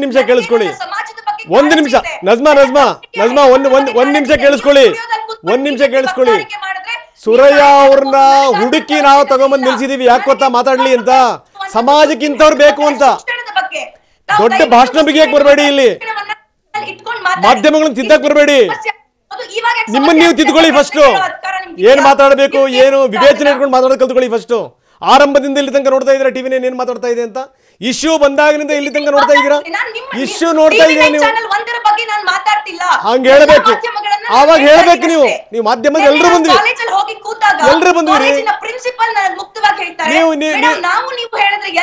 ಈಗ ವಸ್ತ್ರ ಸಂಹಿತೆ ಬಗ್ಗೆ ಮಾತಾಡಿದಾಗ ನೀವೆಲ್ಲ ಸೇರ್ಕೊಂಡು ಮಾತಾಡ್ತಿಲ್ವಾ? ಹಂಗಾರೆ ಇದು ಕೂಡ ನಜ್ಮಾ ನಿಮ್ಗೆ ಯಾರೋ 5 ಲಕ್ಷ ರೂಪಾಯಿ ಘೋಷಣೆ ಮಾಡಲ್ಲ. ಇಲ್ಲಿ ಬಹಳ ಜೋರ ಮಾತಾಡ್ಬಿಟ್ರೆ ಯಾರೋ 5 ಲಕ್ಷ ರೂಪಾಯಿ ಘೋಷಣೆ ಮಾಡಲ್ಲ ನಜ್ಮಾ. ನಾಳೆ ಯಾರು ನಿಮಗೆ ಯಾರು ಟಿಕೆಟ್ ಕೊಡಲ್ಲ, ನಾಳೆ ನಿಮಗೆ ಸನ್ಮಾನ ಸತ್ಕಾರಗಳಾಗಲ್ಲ. ಇಲ್ಲಿ ಅರ್ಥ ಮಾಡ್ಕೊಳ್ಳಿ. ಜಾಸ್ತಿ ಹಿಂಗ್ ಗೊತ್ತಾ, ಜಾಸ್ತಿ ಭಾಷಣ ಬಿಟ್ಟು ಗೊತ್ತಾಯ್ತಾ, ವಿಷಯಕ್ಕೆ ಬರೀ ಪ್ರಕರಣ. ನಾನು ಮತ್ತೊಂದ್ಸರಿ ನೀವ್ ಹೇಳಿರಿ, ನಾನು ಟಿವಿ ನೈನ್ ಬಗ್ಗೆ ಮಾತಾಡಿಲ್ಲ ಅಂತ ಹೇಳಿದ್ರಿ. ನಜ್ಮಾ ಕೇಳಿಸ್ಕೊಳ್ಳಿ. ಈ ಘಟನೆ ಶುರುವಾದಾಗಿನಿಂದ ಹಿಡಿದು ಇಲ್ಲಿ ತನಕ ಕೇಳಿಸ್ಕೊಳ್ಳಿ. ನಿಮ್ಗೆ ಕೇಳಿಸ್ಕೊಳಕ್ಕೆ ವ್ಯವಧಾನ ಇಲ್ವಲ್ರಿ? ಏನ್ ನಿಮ್ಗೆ ಯಾರೋ ಬಹಳ ಜೋಶ ಮಾತಾಡಿ ನೀವು ಹೀರೋ ಆಗ್ಬಿಡ್ತೀವಿ ಅಂತ ಯಾರು ಹೇಳ್ಕಳಿಸ್ದಂಗಿದೆ ನಿಮಗೆ. ನೀವು ಕೇಳಿಸ್ಕೊಳಕ್ಕೆ ತಯಾರಿಲ್ಲ. ಕೇಳಿಸ್ಕೊಳ್ಳಿ ಫಸ್ಟ್. ನಿಮಗೆ ಕೇಳಿಸ್ಕೊಳ್ಳೋ ವ್ಯವಧಾನ ಇರಲಿ ಫಸ್ಟ್. ಆರಂಭದಿಂದ ಇಲ್ಲಿ ತನಕ ಮತ್ತೊಂದು ಸಲ ನಿಮಗೆ ರಿಪೀಟ್ ಮಾಡ್ತಾ ಇದ್ದೀನಿ. ಈ ಘಟನೆ ಶುರುವಾದಾಗಿನಿಂದ ಇಲ್ಲಿ ತನಕ ಕೇಳಿಸ್ಕೊಳ್ಳಿ. ನಾವು GA ಬಾವ ಅವ್ರನ್ನ ಅಭಿನಂದಿಸಿದ್ವಿ, ಈಗ ಸುರಯ್ಯ ಅವರಿಗೆ ಅಭಿನಂದಿಸಿದ್ವಿ. ಯಾಕಂದರೆ ನಿಮ್ಮಂಥವ್ರು ಬೇಕು ಸಮಾಜಕ್ಕೆ ಅಂತ. ಇಲ್ಲಿ ನಮ್ಮಲ್ಲಿ ಕೂತ್ಕೊಂಡಿರೋಂಥ ಪ್ಯಾನಲಿಸ್ಟ್ ಹಿರಿಯ ವಕೀಲರು ಹ್ಯಾಟ್ಸ್ ಆಫ್ ಅಂತ ಹೇಳಿದ್ರು ಆಕೆಗೆ. ಯಾಕಂತ ಸಮಾಜಕ್ಕೆ ಬೇಕಾಗಿರುವಂಥ ಶಾಂತಿ ದೊಡ್ಡ ಧ್ವನಿನಲ್ಲಿ ಮಾತಾಡುವಂಥದ್ದಲ್ಲ. ಅರ್ಥವಾಯ್ತಾ? ಭಾಳ ಒಂದು ಅದ್ಭುತವಾದಂಥ ಒಂದು ಕೇಳಿಸ್ಕೊಳ್ರಿ ನಜ್ಮಾ, ಕೇಳಿಸ್ಕೊಳ್ಳಿ ಫಸ್ಟ್ ಕೇಳಿಸ್ಕೊಳ್ಳಿ. ಬಹಳ ಬುದ್ಧಿವಂತಿಕೆಯಿಂದ ಮಾತಾಡಬೇಡಿ. ಕೇಳಿಸ್ಕೊಳ್ಳಿ ಒಂದ್ ನಿಮಿಷ ಕೇಳಿಸ್ಕೊಳ್ಳಿ. ಫಸ್ಟ್ ಕೇಳಿಸ್ಕೊಳ್ಳಿ. ಒಂಚೂರು ಕೇಳಿಸ್ಕೊಳ್ಳಿ ಫಸ್ಟ್. ನಜ್ಮಾ ಒಂಚೂರು ಕೇಳಿಸ್ಕೊಳ್ಳಿ ಫಸ್ಟ್. ನೀವೇನು ಬೆಳೆಯುವಂಥವ್ರು ಯುವತಿ ಇದ್ದೀರಿ ನೀವು. ಕೇಳಿಸ್ಕೊಳ್ಳಿ ಫಸ್ಟ್ ಸಮಾಧಾನದಿಂದ ಕೇಳಿಸ್ಕೊಳ್ಳಿ. ಒಂದು ಮೆಸೇಜ್ ಹರಿದಾಡ್ತಾ ಇದೆ ನಜ್ಮಾ, ನಿಮ್ ಗಮನಕ್ಕೆ ತರ್ತಾ ಇದ್ದೀನಿ. ನಿಮ್ಮಂತ ಬಹಳಷ್ಟು ಜನರ ಗಮನಕ್ಕೆ ತರ್ತಾ ಇದ್ದೀನಿ. ಹಿಂದೂ ಮುಸ್ಲಿಂ ಅಂತಲ್ಲ, ಎಲ್ಲರೂ ಸೇರ್ಕೊಂಡು ಗಮನಕ್ಕೆ ತರ್ತಾ ಇದ್ದೀನಿ. ನಾಳೆ ನೀವು ವಿದ್ಯಾಭ್ಯಾಸ ಮುಗಿಸ್ಕೊಂಡು ಕೆಲಸಕ್ಕೆ ಹೋದಂಥ ಸಂದರ್ಭದಲ್ಲಿ ಬರುವಂಥದ್ದು ನಿಮ್ಮ ಧರ್ಮ ಅಲ್ಲ, ನಿಮ್ಮ ವಸ್ತ್ರ ಸಂಹಿತೆ ಅಲ್ಲ. ನೀವೇನು ಕಡ್ದು ಕಟ್ಟೆ ಹಾಕಿದ್ರಿ ಅನ್ನುವಂಥದ್ದು ಬರುತ್ತೆ. ಮೊದಲು ಓದೋದು ಕಲ್ತ್ಕೊಳ್ರು ಅಂತ ಹೇಳ್ಬಿಟ್ಟು ಒಂದು ಮೆಸೇಜ್ ಅಡ್ಡಾಡ್ತಾ ಇದೆ. ಎಲ್ರಿಗೂ ಸೇರಿಸ್ಕೊಂಡು ಹೇಳ್ತಿರುವಂಥದ್ದು. ಸಮಾಜದಲ್ಲಿ ತಿದ್ದ ಕೆಲಸ ಮಾಡ್ತಾ ಇದ್ದೀವಿ. ಯಾವನ್ ರಾಜಕಾರಣಿ ಆಗಿರ್ಬೋದು, ನಿಮ್ಮಂಥ ಬಾಯ್ ಬಿಡಕರಾಗಿರ್ಬೋದು, ವಿ ಡೋಂಟ್ ಕೇರ್. ತಿಳ್ಕೊಳ್ಳಿ ಫಸ್ಟ್. We don't care. ನಿಮ್ಮಗಳಿಂದ ಆಗ್ಬೇಕಾದ್ ನಮಗೇನು ಇಲ್ಲ, ರಾಜಕಾರಣಿಗಳಿಂದ ಆಗ್ಬೇಕಾಗಿರುವಂಥದ್ದು ಏನಿಲ್ಲ. ದೊಡ್ಡ ಭಾಷಣ ಮಾಡಿ ಹೀರೋ ಆಗಕ್ಕೆ ಟ್ರೈ ಮಾಡಬೇಡಿ. ಅದಕ್ಕೆ ಈ ವೇದಿಕೆ ಅಲ್ಲ, ನಿಮ್ಮನ್ನ ಹೀರೋ ಮಾಡುವಂತ ವೇದಿಕೆ ಅಲ್ಲ. ಇವತ್ತು ನೀವಿಲ್ಲಿ ಕುತ್ಕೊಂಡಿರೋದು ಯಾಕೆ ಗೊತ್ತಾ? ದೊಡ್ಡ ಸಂಖ್ಯೆಯಲ್ಲಿ ಜನ ನೋಡ್ತಾರೆ ಅಂತ ರೀ ನೀವು ಕುತ್ಕೊಂಡಿರೋದು. ನೀವೇನು ಸಮಾಜ ಸಂದೇಶ ಕೊಡಕ್ಕೆ ಕುತ್ಕೊಂಡಿರಿ. ಇದು ಸುರಯ್ಯ ಅವ್ರಿಗೆ ಹೇಳಿದ್ರೆ ಅನ್ವಯ ಆಗುತ್ತೆ. ಆಕೆ ಮೊದಲಿಂದಲೂ ಕೂಡ ಬಹಳ ತೂಕದಿಂದ ಮಾತಾಡ್ತಾ ಇದ್ದಾರೆ. ಅಲ್ಲ ಅವ್ರಿಗೆ ಹೇಳಿದ್ರೆ ಅನ್ವಯ ಆಗುತ್ತೆ. ನಿಮಗೇನು ಅರ್ಥ ಆಗುತ್ತೆ ಹೇಳಿ ಫಸ್ಟ್? ಮಾಧ್ಯಮ ಸ್ಲಗ್ ಟಾಪ್ ಬ್ಯಾಂಡ್ ಬಗ್ಗೆ ಮಾತಾಡ್ತೀರಿ ನೀವು. ಕೆಲಸ ಮಾಡಿರೋದ್ರಿಂದ ಟಾಪ್ ಬ್ಯಾಂಡ್ ಮಾತಾಡ್ತಾ ಇದ್ದೀನಿ. ನಾನು ಮುಸ್ಲಿಂ ಸಮುದಾಯದ ಒಟ್ಟಿಗೆ ಕೆಲಸ ಮಾಡಿರೋದ್ರಿಂದ ಮಾತಾಡ್ತಾ ಇದ್ದೀನಿ. ಕೇಳಿಸ್ಕೊಳ್ಳೋ ವ್ಯವಧಾನ ಇದ್ರೆ ಕೇಳಿಸ್ಕೊಳ್ಳಿ, ಇಲ್ಲ ನಾನು ಕಟ್ ಮಾಡಿ ಹೋಗ್ತೀನಿ. ಹೋಗಿ ಹೋಗಿ ಹೋಗಿ ಹೋಗಿ, ನಿಮ್ದೇನು ಅಗತ್ಯ ಇಲ್ಲ, ನಿಮ್ಮ ಅಗತ್ಯ ನಮಗಿಲ್ಲ. ನಿಮ್ಮನ್ನ ಕರೆದಿಲ್ಲ ರೀ, ನಿಮ್ಮ ಅಗತ್ಯ ನಮಗಿಲ್ಲ. ಫಸ್ಟ್ ಕಟ್ ಮಾಡಿ ಹೋಗ್ತೀನಿ ಅಂತಂದ್ರೆ ಏನು ನಾವೇನೋ ಇಲ್ಲ ಇಲ್ಲ ದಯವಿಟ್ಟು ಮಾತಾಡಬೇಕು. ನಿಮ್ಮ ಮಾತು ಅನ್ನುವಂಥದ್ದು ಬಹಳ ಜನರಿಗೆ ಪ್ರೇರಣೆ ಕೊಡ್ತೀನಿ ಅಂತ ನಾವೇನು ಹೇಳಕ್ ಸಾಧ್ಯನಾ? ನೀವು ಹೆಂಗೆ ಗೊತ್ತಾ, ನೀವು ಇದ್ರೆ ಓಕೆ, ಅದು ನಿಮಗೆ, ಇರಲಿಲ್ಲ ಅಂದರೆ ಬೇಡ, ಏನು ನಷ್ಟ ಇಲ್ಲ. ತಿಳ್ಕೊಳ್ಳಿ ಫಸ್ಟು. ಸುರಯ್ಯ, ಮತ್ತೆ ನಾನು ನಿಮ್ಮ ಜೊತೆಗೆ ನಾನು ಮಾತಾಡ್ತಾ ಇದ್ದೀನಿ. ಸುರಯ್ಯ, ಅಂಜುಮ್, ಸಾಕಷ್ಟು ಮಾತುಗಳನ್ನು ನಾವು ನೋಡ್ತಾ ಇದೀವಿ. ಅಂದರೆ ಎಷ್ಟರ ಮಟ್ಟಿಗೆ ಯುವಕರು ಚಿಂತನೆ ಮಾಡ್ತಾರೆ, ಏನು ಎತ್ತ ಅವರ ಧಾಟಿಗಳು ಹೆಂಗಿರ್ತವೆ ಅನ್ನುವಂಥ ನಾವು ಇದನ್ನೆಲ್ಲ ನೋಡಿದ್ವಿ. ನಾವು ಏನು ಹೇಳ್ತೀರಿ ಇದ್ರ ಬಗ್ಗೆ ಸುರಯ್ಯ? ಎಸ್, ಈಗಾಗ್ಲೇ ನಜ್ಮಾ ಅವ್ರು ಹೇಳಿದ್ರು, ಒಂದ್ ಸಹೋದರಿ ಕಾಲ್ ಮಾಡ್ಕೊಂಡು ಹೇಳ್ತಾರೆ ಬುರ್ಕಾ ಹಾಕ್ಲಿಲ್ಲದ್ರೆ ನಮಗೆ ಕಾಲೇಜಿಗೆ ಹೋಗಕ್ಕೆ ಮನೆಯಲ್ಲಿ ಅಲೌಡ್ ಮಾಡಲ್ಲ ಅಂತ. ಸೊ ಯಾವ ಇನ್ಸ್ಟಿಟ್ಯೂಷನ್ಗಳು ಕೂಡ ನೀವು ಬುರ್ಕಾ ಹಾಕೊಂಡ್ ಬರ್ಬೇಡಿ ಅಂತ ಹೇಳಿಲ್ಲ. ಸೊ ದಯವಿಟ್ಟು ಇದನ್ನ ಅರ್ಥ ಮಾಡ್ಕೊಳ್ಳಿ. ಸಮಾಜಕ್ಕೆ ಯಾವುದೇ ರೀತಿಯಾದಂತಹ ಬೇರೆ ರೀತಿ ಸಂದೇಶವನ್ನ ಕೊಡ್ಬೇಡಿ. ನೀವು ಬುರ್ಕಾ ಹಾಕೊಂಡೇ ಕಾಲೇಜಿಗೆ ಬನ್ನಿ ಅನ್ನುವಂಥದ್ದನ್ನ ಪ್ರಿನ್ಸಿಪಾಲ್ರು ಹೇಳಿದ್ದಾರೆ. ಈ ಹಿಂದೆ ಕೂಡ ಹಲವಾರು ಕಾಲೇಜುಗಳು ಬುರ್ಕಾಗೆ ಗ್ರೀನ್ ಸಿಗ್ನಲ್ ಕೊಟ್ಟಿದೆ. ಅಲ್ಲಿ ಎಲ್ಲೂ ಕೂಡ ಬುರ್ಕಾ ಹಾಕೊಳ್ಬೇಡಿ ಅಂತ ಯಾವ್ದಾದ್ರು ಕಾಲೇಜ್ ಹೇಳಿದ್ರೆ ಅದಕ್ಕೆ ನಾನು ಅಪೋಸ್ ಮಾಡ್ತೀನಿ. ಯಾಕಂದ್ರೆ ಬುರ್ಕಾ ನಮ್ಗೆ ಪರ್ದಾ ಅನ್ನುವಂಥದ್ದು ಇಸ್ಲಾಂ ಕೊಟ್ಟಂತಹ ನಮ್ಗೆ ಆದೇಶ. ಆ ಆದೇಶವನ್ನ ನಾವು ಪಾಲಿಸ್ಬೇಕು. ಆದೇಶ ಪಾಲಿಸ್ತೀವೋ ಇಲ್ವೋ ಅದು ನಮ್ಮ ವೈಯಕ್ತಿಕ ಸ್ವಾತಂತ್ರ್ಯ. ಅದ್ ಬಿಟ್ಕೊಂಡು ಧರ್ಮ ಬಿಟ್ಕೊಂಡು ನೀವು ಕಾಲೇಜಿಗೆ ಬಂದು ಶಿಕ್ಷಣ ಪಡೀರಿ ಅನ್ನುವಂಥದ್ದು ಸರಿಯಲ್ಲ. ಅದನ್ನ ಯಾವ ಕಾಲೇಜು ಕೂಡ ಹೇಳಿಲ್ಲ. ಹಾಗೆ ಯಾವ್ದಾದ್ರು ಕಾಲೇಜ್ ಹೇಳಿದ್ರೆ ದಯವಿಟ್ಟು ಆ ಕಾಲೇಜ್ ಯಾವುದು ಅನ್ನುವಂಥದ್ದನ್ನ ಹೇಳಿ, ಅದ್ರ ಕುರಿತು ಹೋರಾಟ ಮಾಡ್ಲಿ. ಇಲ್ಲಿ ಎಲ್ಲೂ ಕೂಡ ಬುರ್ಕಾ ಹಾಕೊಂಡ್ ಬರ್ಬೇಡಿ ಅಂತ ಯಾವ ಕಾಲೇಜ್ ಹೇಳಿದೆ ನಜ್ಮಾ? ಒಂದ್ಸತಿ ಸ್ಪಷ್ಟಪಡಿಸಿ. ಓಕೆ, ಎಲ್ಲ ನಜ್ಮಾ ಅವ್ರಿಲ್ಲ ಬಿಡಿ. ಅಲ್ಲ, ನಾನು ಹೇಳೋದು ಸಮಾಜದಲ್ಲಿ ಈ ರೀತಿ ಆದಂಥ ಸಂದರ್ಭದಲ್ಲಿ ಯುವಕರು ಜೊತೆಗೆ ಏನಂದ್ರೆ ಬೆಳೆಯುವಂಥವ್ರು ಒಂದಷ್ಟು ಜನಗಳಿಗೆ ಪ್ರೇರಣೆ ಆಗುವಂಥ ಮಾತನಾಡಬೇಕು. ಅದನ್ನು ಬಿಟ್ಬಿಟ್ಟು ಏನು ಗೊತ್ತಾ, ಇನ್ನೂ ಮನಸ್ಸು ಮುರಿಯುವಂಥ ಮಾತುಗಳನ್ನೇ ಆಡ್ತಾ ಕುತ್ಕೊಂಡ್ಬಿಟ್ರೆ ಇದಕ್ಕೇನಾದ್ರೂ ಎಂಡ್ ಇದೆಯಾ? ನೋಡಿ, ಸೌಹಾರ್ದತೆ ಅನ್ನುವಂಥದ್ದು ನಮ್ಮ ಮೊದಲ ಉದ್ದೇಶ, ಶಾಂತಿ ಅನ್ನುವಂಥದ್ದು ನಮ್ಮ ಮೊದಲ ಉದ್ದೇಶ. ಇಲ್ಲಿ ಗಲಭೆ ಮಾಡಿಕೊಂಡು ನಾವು ಸಾಧಿಸುವಂತದ್ದು ಏನೂ ಇಲ್ಲ. ಮುಗ್ಧ ಅಮಾಯಕ ಮಕ್ಕಳಿಗೆ ಸಂಘಟನೆಗಳ ಪಿತೂರಿಗಳಾಗಿರ್ಬೋದು, SDPI PFI ಕುಮ್ಮಕ್ಕುಗಳಿಂದ ಆಗಿರ್ಬೋದು, ಇವತ್ತು ಅವ್ರ ಭವಿಷ್ಯ ಬೀದಿಯಲ್ಲಿ ಬಿದ್ದಿದೆ. ಆ ಮಕ್ಕಳಿಗೆ ಬುದ್ಧಿ ಇಲ್ಲ. ಅವರನ್ನ ಸಮಾಧಾನ ಮಾಡ್ಕೊಂಡು ಏನ್ ಸರಿ ಏನ್ ತಪ್ಪು ಅಂತ ಅವ್ರಿಗೆ ಬದುಕ್ಲಿಕ್ಕೆ ಕಲಿಸ್ಬೇಕು. ಅದಕ್ಕೆ ತಾನೇ ನಾವು ಶಿಕ್ಷಣ ಕಲೀಲಿಕ್ಕೆ ಶಾಲೆ ಕಾಲೇಜ್ಗಳಿಗೆ ಹೋಗೋದು. ಆ ಟೀನೇಜ್ ಅನ್ನುವಂಥದ್ದು ದಾರಿ ತಪ್ಪಿಸುವಂತಹ ಏಜ್. ಅದು ನಾವು ಕೂಡ ಆ ಏಜ್ ಅಲ್ಲಿ ಬಂದಿದೀವಿ. ನಮ್ಗ ಅಲ್ಲಿ ಬುದ್ಧಿ ಕೈಯಲ್ಲಿರಲ್ಲ. ನಮ್ಗಲ್ಲಿ ಕೋಪ, ಉದ್ರೇಕ, ಒಂದ್ ರೀತಿ ಕೋಪದಲ್ಲಿ ನಾವ್ ಏನೇನೋ ಮಾತಾಡ್ಕೊಳ್ತೀವಿ. ಸೊ ಅದರಿಂದಾಗಿ ಬುದ್ಧಿ ನಮ್ಗಲ್ಲಿ ಕೈಯಲ್ಲಿಲ್ಲ. ಸೊ ಬುದ್ಧಿ ಕೈಯಲ್ಲಿ ಇಟ್ಕೊಂಡು ನಾವು ಮಾತಾಡ್ಬೇಕು. ಸೊ ಈಗ ಅವ್ರು ಏನ್ ವಿಜುವಲ್ ಪ್ಲೇ ಆಗ್ತಾ ಇದೆ, ಕೇಸರಿ ಶಾಲ್ ಹಾಕೊಂಡ್ ಕುಣಿತಾ ಇರೋದು, ಹಿಜಾಬ್ ಹಾಕೊಂಡ್ ಪ್ರತಿಭಟನೆ ಮಾಡ್ತಾ ಇರೋದು, ಇದೆಲ್ಲ ಮಕ್ಕಳಿಗೆ ಗೊತ್ತಿಲ್ಲ. ಯಾರೋ ಒಬ್ರು ಹೇಳಿದಾರೆ ಅಂತ ಮಾಡ್ತಾರೆ. ಯಾಕಂದ್ರೆ ಬಿಸಿ ರಕ್ತ, ಅದನ್ನ ಸಮಾಧಾನ ಮಾಡಕ್ ನಾವು ನೋಡ್ಬೇಕು. ಜವಾಬ್ದಾರಿಯುತ ಸ್ಥಾನದಲ್ಲಿ ಇದ್ದವರು ಅದಕ್ಕೆ ಬೆಂಕಿ ಹಚ್ಚಿ ವಾತಾವರಣವನ್ನ ಕದಡಬಾರ್ದು. ಯಾಕಂದ್ರೆ ಈಗಾಗ್ಲೇ ಹಲವಾರು ಕೋಮು ಗಲಭೆಗಳು ನಮ್ ಜಿಲ್ಲೆಗಳಲ್ಲಿ ಆಗಿದೆ. ಇನ್ನೂ ಕೂಡ ನಮ್ಗೆ ವಿದ್ಯಾರ್ಥಿಗಳ ಬುಡಕ್ಕದು ಬೇಡ. ಶಾಂತಿ ಕಾಪಾಡಿ. ಇಲ್ಲ, ಬಹಳ ಅದ್ಭುತವಾದ ಮಾತನ್ನು ಹೇಳಿದ್ರಿ ಸುರಯ್ಯ. ನೀವು ಹಾಗೆ ನೀವು ಸಂಪರ್ಕದಲ್ಲಿರಿ. ಒಂದು ಸಣ್ಣ ವಿರಾಮ ತಗೊಳ್ತೀನಿ. ವಿರಾಮಕ್ಕಿಂತ ಮೊದಲು ಒಂದು ಮಾತನ್ನು ಹೇಳಬೇಕು. ಒಂದು ಇಶ್ಯೂ ಏನಾದರೂ ಆರಂಭ ಆದಂಥ ಸಂದರ್ಭದಲ್ಲಿ ಒಂದು ಜವಾಬ್ದಾರಿ ವಾಹಿನಿ ಎಷ್ಟರ ಮಟ್ಟಿಗೆ ತನ್ನ ಕರ್ತವ್ಯವನ್ನು ನಿರ್ವಹಿಸುತ್ತೆ ಅದನ್ನು ನಾವು ಹೇಳುವಂಥದ್ದು ಬೇಡ. ಯಾಕಂದರೆ 15 ವರ್ಷಗಳಿಂದ ಜನ ಒಂದು ವಾಹಿನಿಗೆ ನಂಬರ್ 1 ಸ್ಥಾನ ಕೊಟ್ಟು ಕೂಡಿಸ್ತಾರೆ ಅಂತಂದರೆ ಜನ ಸುಮ್ಮನೆ ಕೂಡಿಸಲ್ಲ. ನಂಬರ್ 1 ಜೊತೆಗೇನು ಅಂದರೆ ಎಂದೂ ಕೂಡ ಸಮಾಜದಲ್ಲಿ ವಿಷ ಬಿತ್ತುವಂಥ ಪ್ರಯತ್ನವನ್ನು ಪ್ರೇರೇಪಿಸುವಂಥ ಕೆಲಸವನ್ನು ಮಾಡಿಲ್ಲ. ನಂಬರ್ 2 ಜೊತೆಗೇನು ಅಂದರೆ ಯಾರೂ ಕೂಡ ಇಲ್ಲಿ ಹೀರೋಗಳಾಗಬಾರ್ದಿಲ್ಲಿ. ಏನೋ ಜೋರು ಮಾತಾಡ್ಬಿಟ್ಟೆ ನಾಳೆ ನಿಮಗೇನೋ ಟಿಕೆಟ್ ಸಿಕ್ಕಿಬಿಡುತ್ತೆ, ನಾಳೆ ನೀವೇನೋ ನಾಯಕನೋ ನಾಯಕಿಯೋ ಹೊರಹೊಂಬಿಡ್ತೀರಿ. ನಿಮ್ಮನ್ನು ಹೀರೋಗಳನ್ನು ಮಾಡೋಕ್ಕಲ್ಲ ಇಲ್ಲಿ ಈ ವೇದಿಕೆ ಇರೋದು. ಈ ವೇದಿಕೆ ಇರೋದು ಸಮಾಜಕ್ಕೊಂದು ಸಂದೇಶ ಕೊಡೋಕ್ಕೆ, ಆರೋಗ್ಯಕರವಾದಂಥ ಚರ್ಚೆ ನಡೆಯೋಕ್ಕೆ. ಸೊ ಅಂಥವ್ರು ಯಾವಾಗಲೂ ಕೂಡ ನಮಗೆ ಅವಕಾಶ ಇದೆ, ಬನ್ನಿ ನೀವು ಚರ್ಚೆ ಮಾಡಿ ಅಂತ. ಆದರೆ ಯಾರು ಇದನ್ನು ಬೇಳೆ ಬೇಯಿಸ್ಕೊತೀವಿ ಅಂತಾರಲ್ಲ, ಎಂದೂ ಕೂಡ ನಾವು ಎಂಟರ್ಟೈನ್ ಮಾಡಲ್ಲ. ಜೊತೆಗೆ ಏನಂದರೆ ಉತ್ತಮ ಸಮಾಜಕ್ಕಾಗಿ ಎನ್ನುವಂಥ ಧ್ಯೇಯವಾಕ್ಯ ಇದೆಯಲ್ಲ, ಅದನ್ನು ನಾವೆಂದೂ ಕೂಡ ಪಾಲಿಸ್ತೀವಿ. ಮತ್ತೊಂದು ಸರಿ ನಾನು ಸ್ಪಷ್ಟಪಡಿಸ್ತಾ ಇದ್ದೀನಿ, ಇದು ಬಿಟ್ಟಿ ವೇದಿಕೆ ಅಲ್ಲ. ಇದು ಯಾರನ್ನೂ ಹೀರೋ ಮಾಡಲಿಕ್ಕೆ ನಿಮ್ಮನ್ನು ಕರೆಸಿ ಕೂಡಿಸುವಂಥದ್ದು ಅಲ್ಲ. ಈ ಘಟನೆಗಳು ಶುರುವಾದಾಗಿನಿಂದ ಇಲ್ಲಿ ತನಕ ನಮ್ಮ ಕಾಳಜಿ ಏನಿದೆ, ನಮ್ಮ ಕಳಕಳಿ ಏನಿದೆ, ಅದನ್ನು ನಾವು ತೋರಿಸ್ತಾ ಇದ್ದೀವಿ. ಈ ರೀತಿ ಘಟನಾವಳಿಗಳಾಗಬಾರ್ದು ಅಂತ. ಇವತ್ತು ಬಿತ್ತಿರುವಂಥ ಬೀಜ ನಾಳೆ ದೊಡ್ಡ ಹೆಮ್ಮರ ಆಗುತ್ತೆ, ನಾಳೆ ಸುನಾಮಿ ಆಗುತ್ತೆ, ನಾಳೆ ಮುಂದಿನ ಜನ್ರೇಷನ್ ಗತಿ ಏನು, ಇವತ್ತಿನ ಯುವಕರು ನಾಳಿನ ಪ್ರಜೆಗಳು, ದೇಶವನ್ನು ಯಾವ ದಿಕ್ಕಿ ತೆಗೆದುಕೊಂಡು ಹೋಗ್ತಾ ಇದ್ದೀರಿ ನೀವು ಅನ್ನುವಂಥ ಪ್ರಶ್ನೆ ಮಾಡಿದ್ದೀವಿ. ಅಗೈನ್ ಮತ್ತೆ ಹೇಳ್ತಾ ಇದ್ದೀನಿ, ಬಿಟ್ಟಿ ವೇದಿಕೆ ಅಲ್ಲ ಇದು. ನಿಮ್ಮನ್ನು ನೀವು ವಿಜೃಂಭಿಸ್ಕೊಳ್ಳಿಕ್ಕೆ, ನಿಮಗೆ ನೀವು ಹೀರೋ ಆಗೋಕ್ಕೆ, ನಿಮಗೆ ನೀವು ಹೀರೋಯಿನ್ ಆಗೋಕ್ಕೆ ಇದು ವೇದಿಕೆ ಅಲ್ಲ. ಸೊ ಇದನ್ನು ಮತ್ತೊಂದು ಸರಿ ಸ್ಪಷ್ಟಪಡಿಸೇನೆ ನಾನು ಚರ್ಚೆಯನ್ನು ಮತ್ತೆ ಶುರು ಮಾಡ್ತಾ ಇದ್ದೀನಿ. ನಮ್ಮ ಜೊತೆಗೆ ಬಿಜೆಪಿಯ ರಾಜ್ಯ ಪ್ರಧಾನ ಕಾರ್ಯದರ್ಶಿ ಆಗಿರುವ ರವಿಕುಮಾರ್ ಅವರಿದ್ದಾರೆ. ತುಂಬ ಸುದೀರ್ಘ ಕಾಲ ಎಬಿವಿಪಿಯ ದಕ್ಷಿಣ ಭಾರತದ ಸಂಘಟನೆಯ ಹೊಣೆಗಾರಿಕೆಯನ್ನು ಹೊತ್ತದಂಥವರು ರವಿಕುಮಾರ್ ಅವರು. ರವಿಕುಮಾರ್ ಅವರೇ, ಕಾಲೇಜುಗಳಲ್ಲಿ ನಡೀತಾ ಇರುವಂತಹ ಈ ಘಟನೆ, ಸರ್ಕಾರದ ಜವಾಬ್ದಾರಿಗಳು ಕೂಡ ಇಲ್ಲಿ ಬಹಳ ಮುಖ್ಯವಾಗಿ ಪ್ರಶ್ನೆಗೆ ಬರುವಂಥದ್ದು. ಕಾರಣ ಇಷ್ಟೇ, ಫೆಬ್ರವರಿ ಮೊದಲ ವಾರದಲ್ಲಿ, ಇದು ಯಾವಾಗ 4ನೇ ತಾರೀಕರಂದು ಕುಂದಾಪುರದಲ್ಲಿ ತೀವ್ರ ಸ್ವರೂಪವನ್ನು ಪಡ್ಕೊಳ್ತು, ಯಾವಾಗ ಅಲ್ಲಿ ಒಂದು ಕಡೆಯಲ್ಲಿ ಹಿಜಾಬ್ ಮತ್ತೊಂದು ಕಡೆಯಲ್ಲಿ ಕೇಸರಿ ಶಾಲ್ಗಳ ವಿತರಣೆ ನಡೆಯುತ್ತೋ, ಯಾವಾಗ ಕೇಸರಿ ಶಾಲನ್ನು ಧರಿಸಿಯೂ ಕೂಡ ವಿದ್ಯಾರ್ಥಿಗಳು ಬರೋದಕ್ಕೆ ಶುರುವಾಗುತ್ತೆ, ಆವಾಗಲೇ ಅಂದಾಜಾಗಿತ್ತು ಇದು ಇಡೀ ರಾಜ್ಯಕ್ಕೆ ವ್ಯಾಪಿಸುತ್ತೆ ಅಂತ ಹೇಳಿ. ಇವತ್ತು ಇಡೀ ರಾಜ್ಯಕ್ಕೆ ವ್ಯಾಪಿಸಿದ ನಂತರ ಶಾಲೆಗಳಿಗೆ ರಜೆ ಘೋಷಣೆ ಮಾಡೋದರ ಮೂಲಕವಾಗಿ, ಕಾಲೇಜುಗಳಿಗೆ ರಜೆ ಘೋಷಣೆ ಮಾಡೋದರ ಮೂಲಕವಾಗಿ ಪರಿಸ್ಥಿತಿಯನ್ನು ಕಂಟ್ರೋಲ್ಗೆ ತೆಗೆದುಕೊಳ್ಳುವಂತಹದ್ದು, ಇದು ವಿಫಲತೆ ಅಲ್ವಾ? ಇದು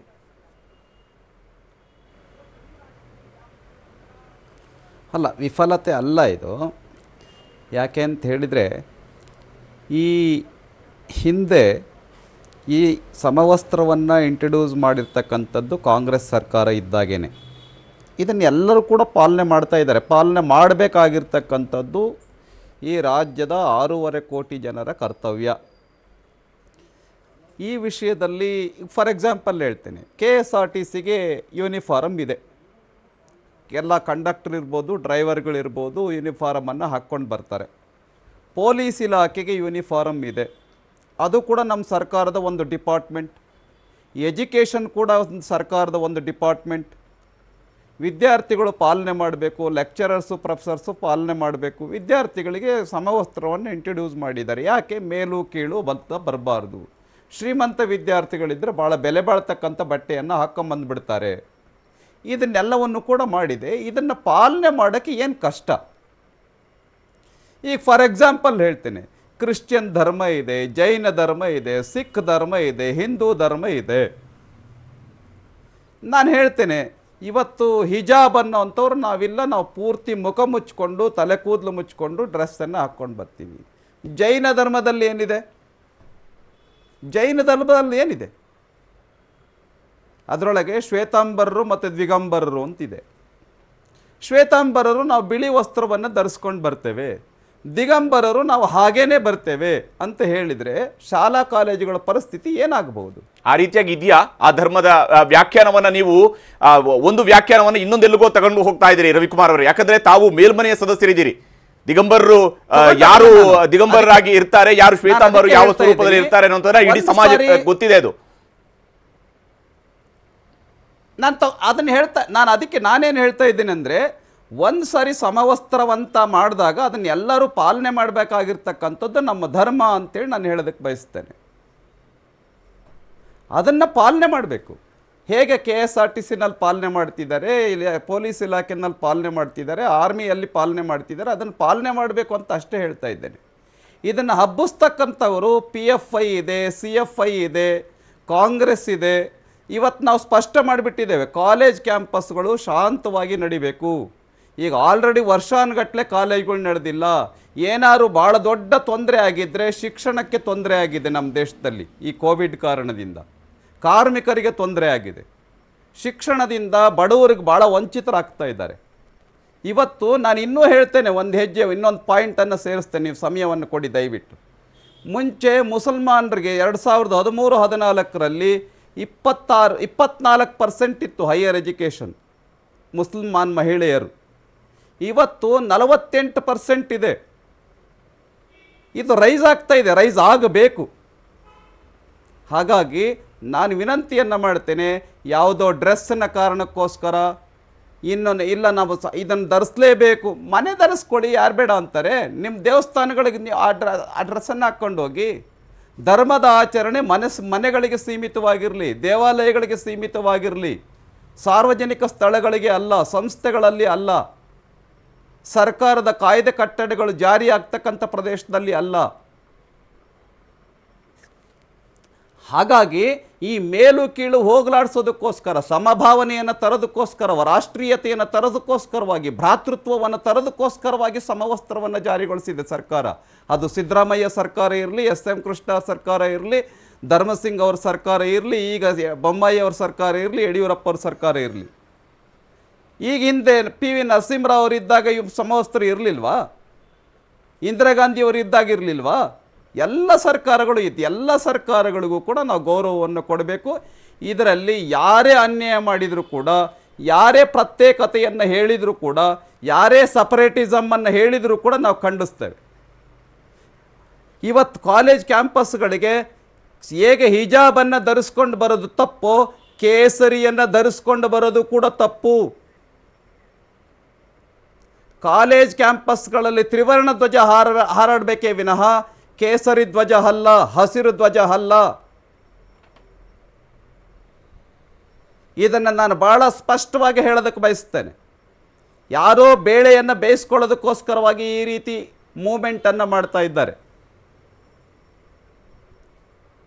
ಇದು ಸಪರೇಟಿಸಮ್, ಇದು ವಿದ್ಯಾರ್ಥಿಗಳನ್ನು ಹೊಡಿತಕ್ಕಂಥದ್ದು, ಕಾಲೇಜ್ ಕ್ಯಾಂಪಸ್ಗಳಲ್ಲಿ ಪ್ರತ್ಯೇಕತೆಯನ್ನು ತರ್ತಕ್ಕಂಥದ್ದು, ಈ ರೀತಿ ವಿಷಬೀಜವನ್ನು ಬಿತ್ತಕ್ಕಂಥದ್ದು ಖಂಡಿತ ಒಳ್ಳೆಯದಲ್ಲ.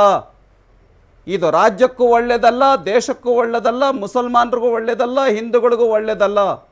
ಇವತ್ತು ಮನೆಗಳಿಂದ ಟಿಫಿನ್ ಬಾಕ್ಸ್ಗಳನ್ನು ತೆಗೆದುಕೊಂಡು, ಊಟದ ಬಾಕ್ಸ್ಗಳನ್ನು ತೆಗೆದುಕೊಂಡು, ಹಿಂದೂ ಮುಸ್ಲಿಂ ಕ್ರಿಶ್ಚಿಯನ್ ಅಂತೇಳಿ ಒಟ್ಟಿಗೆ ಕೂತ್ಕೊಂಡು ಊಟ ಮಾಡ್ತಾ, ತಿಂಡಿ ತಿಂತಾ, ತಮ್ಮ ಶಾಲಾ ಕಾಲೇಜುಗಳ ಪಠ್ಯವಸ್ತುಗಳನ್ನು ಚರ್ಚೆ ಮಾಡ್ತಕ್ಕಂಥ ವಿದ್ಯಾರ್ಥಿಗಳು ಇವತ್ತು ಈ ವಿಷಯವನ್ನೇ ಚರ್ಚೆ ಮಾಡ್ತಾ ಇದ್ದಾರೆ.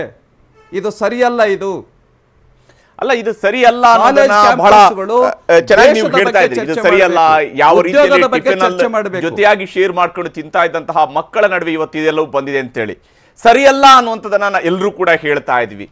ಆದ್ರೆ ಆಗಿರುವ ತಪ್ಪನ್ನ ಸರಿ ಮಾಡಿಸುವಂತಹ ಜವಾಬ್ದಾರಿ ಇಲ್ಲಿ ಈಗ ಬಹಳ ಮುಖ್ಯವಾಗಿರುವಂಥದ್ದು. ರವಿಕುಮಾರ್ ಅವರೇ, ಸರ್ಕಾರದಿಂದ ನಾವು ನಿರೀಕ್ಷೆ ಮಾಡ್ತಾ ಇರುವಂತದ್ದು ಮುತ್ಸದ್ದಿತನವನ್ನೆಲ್ಲರ ಜವಾಬ್ದಾರಿ. ಯಾಕಂದ್ರೆ ಮುತ್ಸದ್ದಿತನ ಇಲ್ಲಿ ಪ್ರದರ್ಶನ ಆಗಬೇಕಾಗಿರುವಂತದ್ದೇ ಹೊರತು ಬೇರೆ ಯಾವುದೋ ಒಂದು ಮಧ್ಯಮ ಮಾರ್ಗದಲ್ಲಿ ನಾವು ಹೋಗ್ಬಿಟ್ವಿ ಅವಾಗ ಎಲ್ಲ ಸರಿಯಾಗಿ ಹೋಗಿತ್ತು ಅಂತ ಹೇಳುವಂತ ರೀತಿ ಅಲ್ಲ. ಒಂದು ಮುತ್ಸದ್ದಿತನವನ್ನ ತೋರ್ಬೇಕಾಗತ್ತೆ ಅಂತೇಳಿ ಇಲ್ಲಿ ಇರುವಂತದ್ದು. ಈ ಸಮಸ್ಯೆಯನ್ನ ಆರಂಭದಲ್ಲಿ ಮುಗಿಸೋದಕ್ಕೆ ಸಾಧ್ಯ ಆಗ್ಲಿಲ್ಲ. ಕಾಂಗ್ರೆಸ್ನವರು ಒಂದಿಷ್ಟು ಹೇಳಿಕೆಯನ್ನ ಕೊಟ್ಟರು. ಪ್ರತಿಪಕ್ಷ ನಾಯಕ ಸಿದ್ದರಾಮಯ್ಯ ಅವರ ಅಕ್ಕಪಕ್ಕದಲ್ಲಿ ಕೂತಿದ್ದಂತಹ ಜಮೀರ್ ಅಹಮದ್ ಖಾನ್ ಮತ್ತು ಯುಟಿ ಖಾದರ್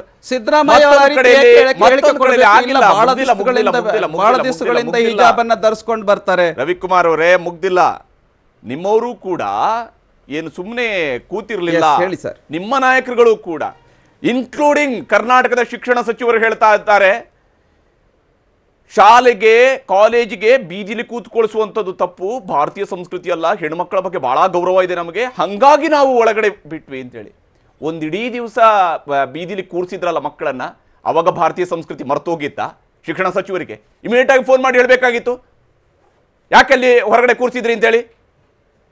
ಎರಡನೇ ದಿವಸ ಹೇಳ್ತಾರೆ ಭಾರತೀಯ ಸಂಸ್ಕೃತಿ. ಇಮಿಡಿಯೇಟ್ ಆಗಿ ಯಾವ ಸ್ವರೂಪದಂತಹ ಮಾತುಗಳಿದ್ದೀವಿ. ಒಂದಿಡೀ ದಿವಸ ಅಲ್ಲಿ ಹೊರಗಡೆ ಕೂತಿದ್ರು, ಮಧ್ಯಾಹ್ನ ಲಂಚ್ ಮುಗಿಸಿದ್ರು, ಲೈವ್ ತೋರಿಸ್ತಾ ಇದೀವಿ ಅವುಗಳನ್ನ. ಈ ಮುತ್ಸದ್ದಿತನವನ್ನ ಆರಂಭದಲ್ಲಿ ಪ್ರದರ್ಶಿಸುವ ಕೆಲಸವನ್ನು ಯಾಕೆ ಮಾಡಲಿಲ್ಲ? ಸರ್ಕಾರವನ್ನು ಪ್ರಶ್ನಿಸಿದೆ, ಮತ್ತಿನ್ಯಾರ ಪ್ರಶ್ನಿಸಬೇಕೀಗ? ಸರ್ಕಾರ ಕೂಡಲೇ ಕ್ರಮವನ್ನು ತೆಗೆದುಕೊಂಡಿದೆ. ಇದರ ಹಿಂದೆ ಇರ್ತಕ್ಕಂಥ ಹಿಡನ್ ಅಜೆಂಡಾವನ್ನು ಇಟ್ಕೊಂಡಿರ್ತಕ್ಕ ಕೆಲವು ಸಪರೇಟಿಸ್ಟ್ಸ್ ಇದನ್ನು ಬೆಳೆಸ್ತಾ ಇದ್ದಾರೆ. ಕೆಲವರು ಪ್ರತ್ಯೇಕತಾವಾದಿಗಳು ಇದನ್ನು ಬೆಳೆಸ್ತಾ ಇದ್ದಾರೆ. ನಾವು ಈ ದೇಶದಲ್ಲಿ ಬಹಳ ದೊಡ್ಡ ಪೆಟ್ಟು ತಿಂದು ನೋವಿನಲ್ಲಿದ್ದೇವೆ. ಇಡೀ ದೇಶ ಮರ್ತಿಲ್ಲ ಇನ್ನೂ, ಭಾರತ ಪಾಕಿಸ್ತಾನ ಆಗಿ. ಅದೆಲ್ಲ ಬೇಕಾಗಿಲ್ಲ. ನಾವೆಲ್ಲ ವಿದ್ಯಾರ್ಥಿಗಳು ಇದನ್ನು ಅರ್ಥ ಮಾಡ್ಕೊಳ್ಬೇಕು. ಪೇರೆಂಟ್ಸ್ ಇದನ್ನು ಅರ್ಥ ಮಾಡ್ಕೊಳ್ಬೇಕು. ಅಣ್ಣ ತಮ್ಮಂದಿರಂತೆ ಸ್ಕೂಲ್ ಕಾಲೇಜುಗಳಿಗೆ ಹೋಗಬೇಕು. ಬಂದು ಭಗಿನಿಯರಂತೆ ಸ್ಕೂಲ್ ಕಾಲೇಜು ಮೆಟ್ಟುಗಳು ಹತ್ತಬೇಕು. ಅಲ್ಲಿ ರಾಷ್ಟ್ರೀಯತೆ ಬಗ್ಗೆ ಚರ್ಚೆ ಮಾಡಬೇಕು, ಐಕ್ಯತೆ ಬಗ್ಗೆ ಚರ್ಚೆ ಮಾಡಬೇಕು, ಅಖಂಡತೆ ಬಗ್ಗೆ ಚರ್ಚೆ ಮಾಡಬೇಕು, ಉದ್ಯೋಗ ಹೆಂಗೆ ಪಡಿಬೇಕು ಅಂತ ಚರ್ಚೆ ಮಾಡಬೇಕು. ಈ ರೀತಿ ಕ್ಷುಲ್ಲಕ ವಿಷಯಗಳನ್ನು ವಿಷಬೀಜಗಳನ್ನು ಬಿತ್ತಾ ಇರ್ತಕ್ಕಂಥದ್ದವರು ಯಾರೇ ಇರಲಿ, ನಾನು ಖಂಡಿಸ್ತೇನೆ. ಇದು ಸರಿಯಲ್ಲ. ಇದು ಈಗ ಇನ್ನೊಂದು ದೊಡ್ಡ ಸಮಸ್ಯೆ ಎದುರಾಗತ್ತೆ ಇಲ್ಲಿ ರವಿಕುಮಾರ್ ಅವರೇ. ಈಗ ನೀವು ಹೇಳ್ತಾ ಇದ್ದೀರಿ ಆಶಯ ಬಹಳ ಮುಖ್ಯವಾದಂಥದ್ದು ಏನಂದ್ರೆ ಅದರ ಹಿನ್ನೆಲೆಯಲ್ಲಿರುವಂಥ ಆಶಯ ಭ್ರಾತೃತ್ವ ಇರಬೇಕು, ಬಹಳ ಒಂದು ಸಮನ್ವಯತೆ ಇರಬೇಕು ನಮ್ಮ ನಡುವೆ, ಸಾಮರಸ್ಯ ಇರಬೇಕು ನಮ್ಮ ನಡುವೆ ಅಂತೇಳಿ. ನಡುವೆ ಒಡೆದು ಎರಡು ಮಾಡಿ ಈ ಬಟ್ಟೆ ಆ ಬಟ್ಟೆಯ ಮೂಲಕವಾಗಿ ಗುರುತಿಸುವಂತಹ ಕೆಲಸವನ್ನ ಮಾಡಿದ ನಂತರ ಇದರ ಕೂಡಿಸೋ ಕೆಲಸ ಅಷ್ಟು ಸುಲಭವಾಗಿ ಆಗುತ್ತೆ ಅಂತೇಳಿ ಅನ್ಸುತ್ತಾ? ಕೋರ್ಟ್ ತೀರ್ಪನ್ನು ಕೊಡುತ್ತೆ, ಕೋರ್ಟ್ ಆದೇಶವನ್ನ ಕೊಡುತ್ತೆ, ಪಾಲನೆ ಮಾಡಬೇಕಾಗಿರುವಂಥದ್ದು ಅಂತಿಮವಾಗಿ ಅದನ್ನು ಅಳವಡಿಕೆ ಮಾಡಿಕೊಡ್ಬೇಕಾಗಿರುವಂಥ ವಿದ್ಯಾರ್ಥಿಗಳೇ ಅಲ್ವಾ? ಕಾಲೇಜಿನ ವಾತಾವರಣ ತುಂಬ ಚೆನ್ನಾಗಿ ನೀವು ಕೂಡ ತಿಳ್ಕೊಂಡಿದೆ, ಸುದೀರ್ಘವಾಗಿ ಆ ವಿದ್ಯಾರ್ಥಿಗಳ ಜೊತೆ ಒಡನಾಟ ಹೊಂದುವಂಥವ್ರು ತಾವು. ನೀವು ಹೇಳಿ, ಯಾವ ಸ್ವರೂಪದಲ್ಲಿ ಕಾಲೇಜಿನಲ್ಲಿ ಸಾಮರಸ್ಯ ಅಷ್ಟು ಸುಲಭವಾಗಿ ಒಂದು ವಾರದಲ್ಲಿ ಸಾಮರಸ್ಯ ಬಂದ್ಬಿಡುತ್ತೆ ಅಂತೇಳಿ ಅನ್ಸುತ್ತಾ?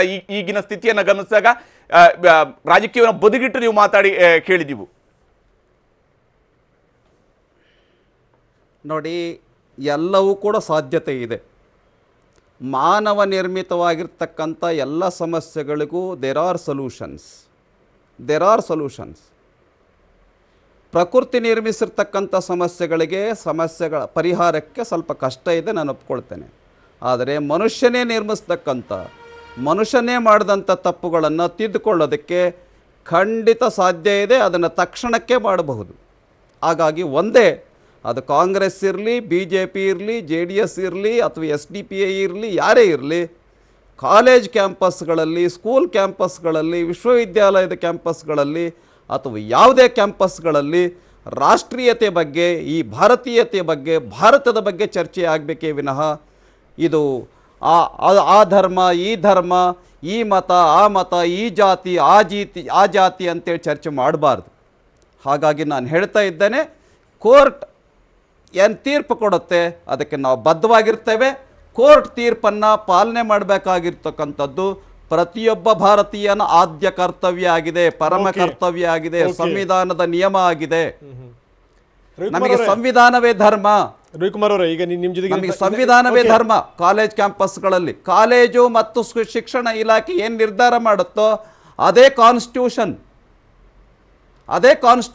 ಓಕೆ, ನೀವು ಹಾಗೆ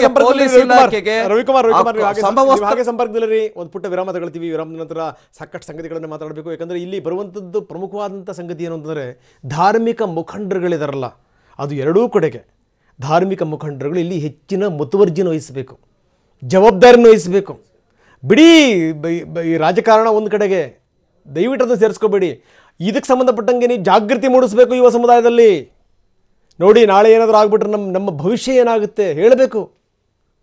ಮಕ್ಕಳನ್ನು ಹಾದಿ ತಪ್ಪಿಸುವಂಥದ್ದಲ್ಲ, ನಂಬರ್ 1. ನಂಬರ್ 2, ಏನಾದರೂ ಒಂದು ವೇದಿಕೆ ಕೊಟ್ಟಂಥ ಸಂದರ್ಭದಲ್ಲಿ ಹುಚ್ಚುಚ್ಚನಂಗೆ ಮಾತಾಡಿ ತಮ್ಮ ಬೇಳೆ ಬೇಯಿಸ್ಕೊತೀವಿ ಎನ್ನುವಂಥವ್ರಿಗೆ ಇಲ್ಲಿ ಪ್ರವೇಶ ಇಲ್ಲ. ನಂಬರ್ 2, ಮತ್ತೆ ನಾನು ಆ ಹುಡುಗಿನ ದೃಷ್ಟಿಯಲ್ಲಿ ಇಟ್ಕೊಂಡು ಹೇಳ್ತಾ ಇದ್ದೀನಿ.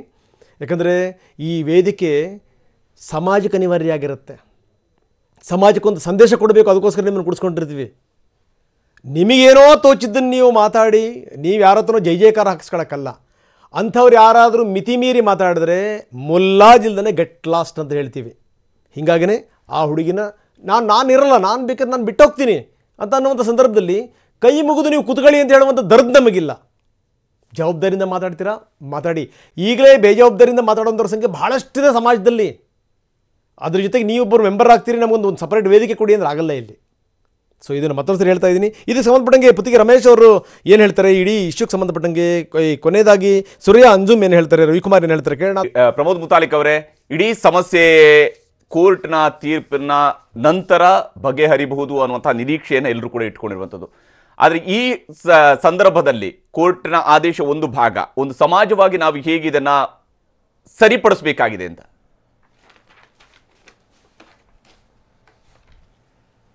ನೋಡಿ, ಈಗ ಕೋರ್ಟಿನ ಆದೇಶ ಬಂದ ಮೇಲೆ ಎಲ್ಲರೂ ಪಾಲಿಸಬೇಕು ಅಂತನ್ನುವಂಥದ್ದು 100ಕ್ಕೆ 100 ಎಲ್ಲರೂ ಅದು ಕರ್ತವ್ಯ.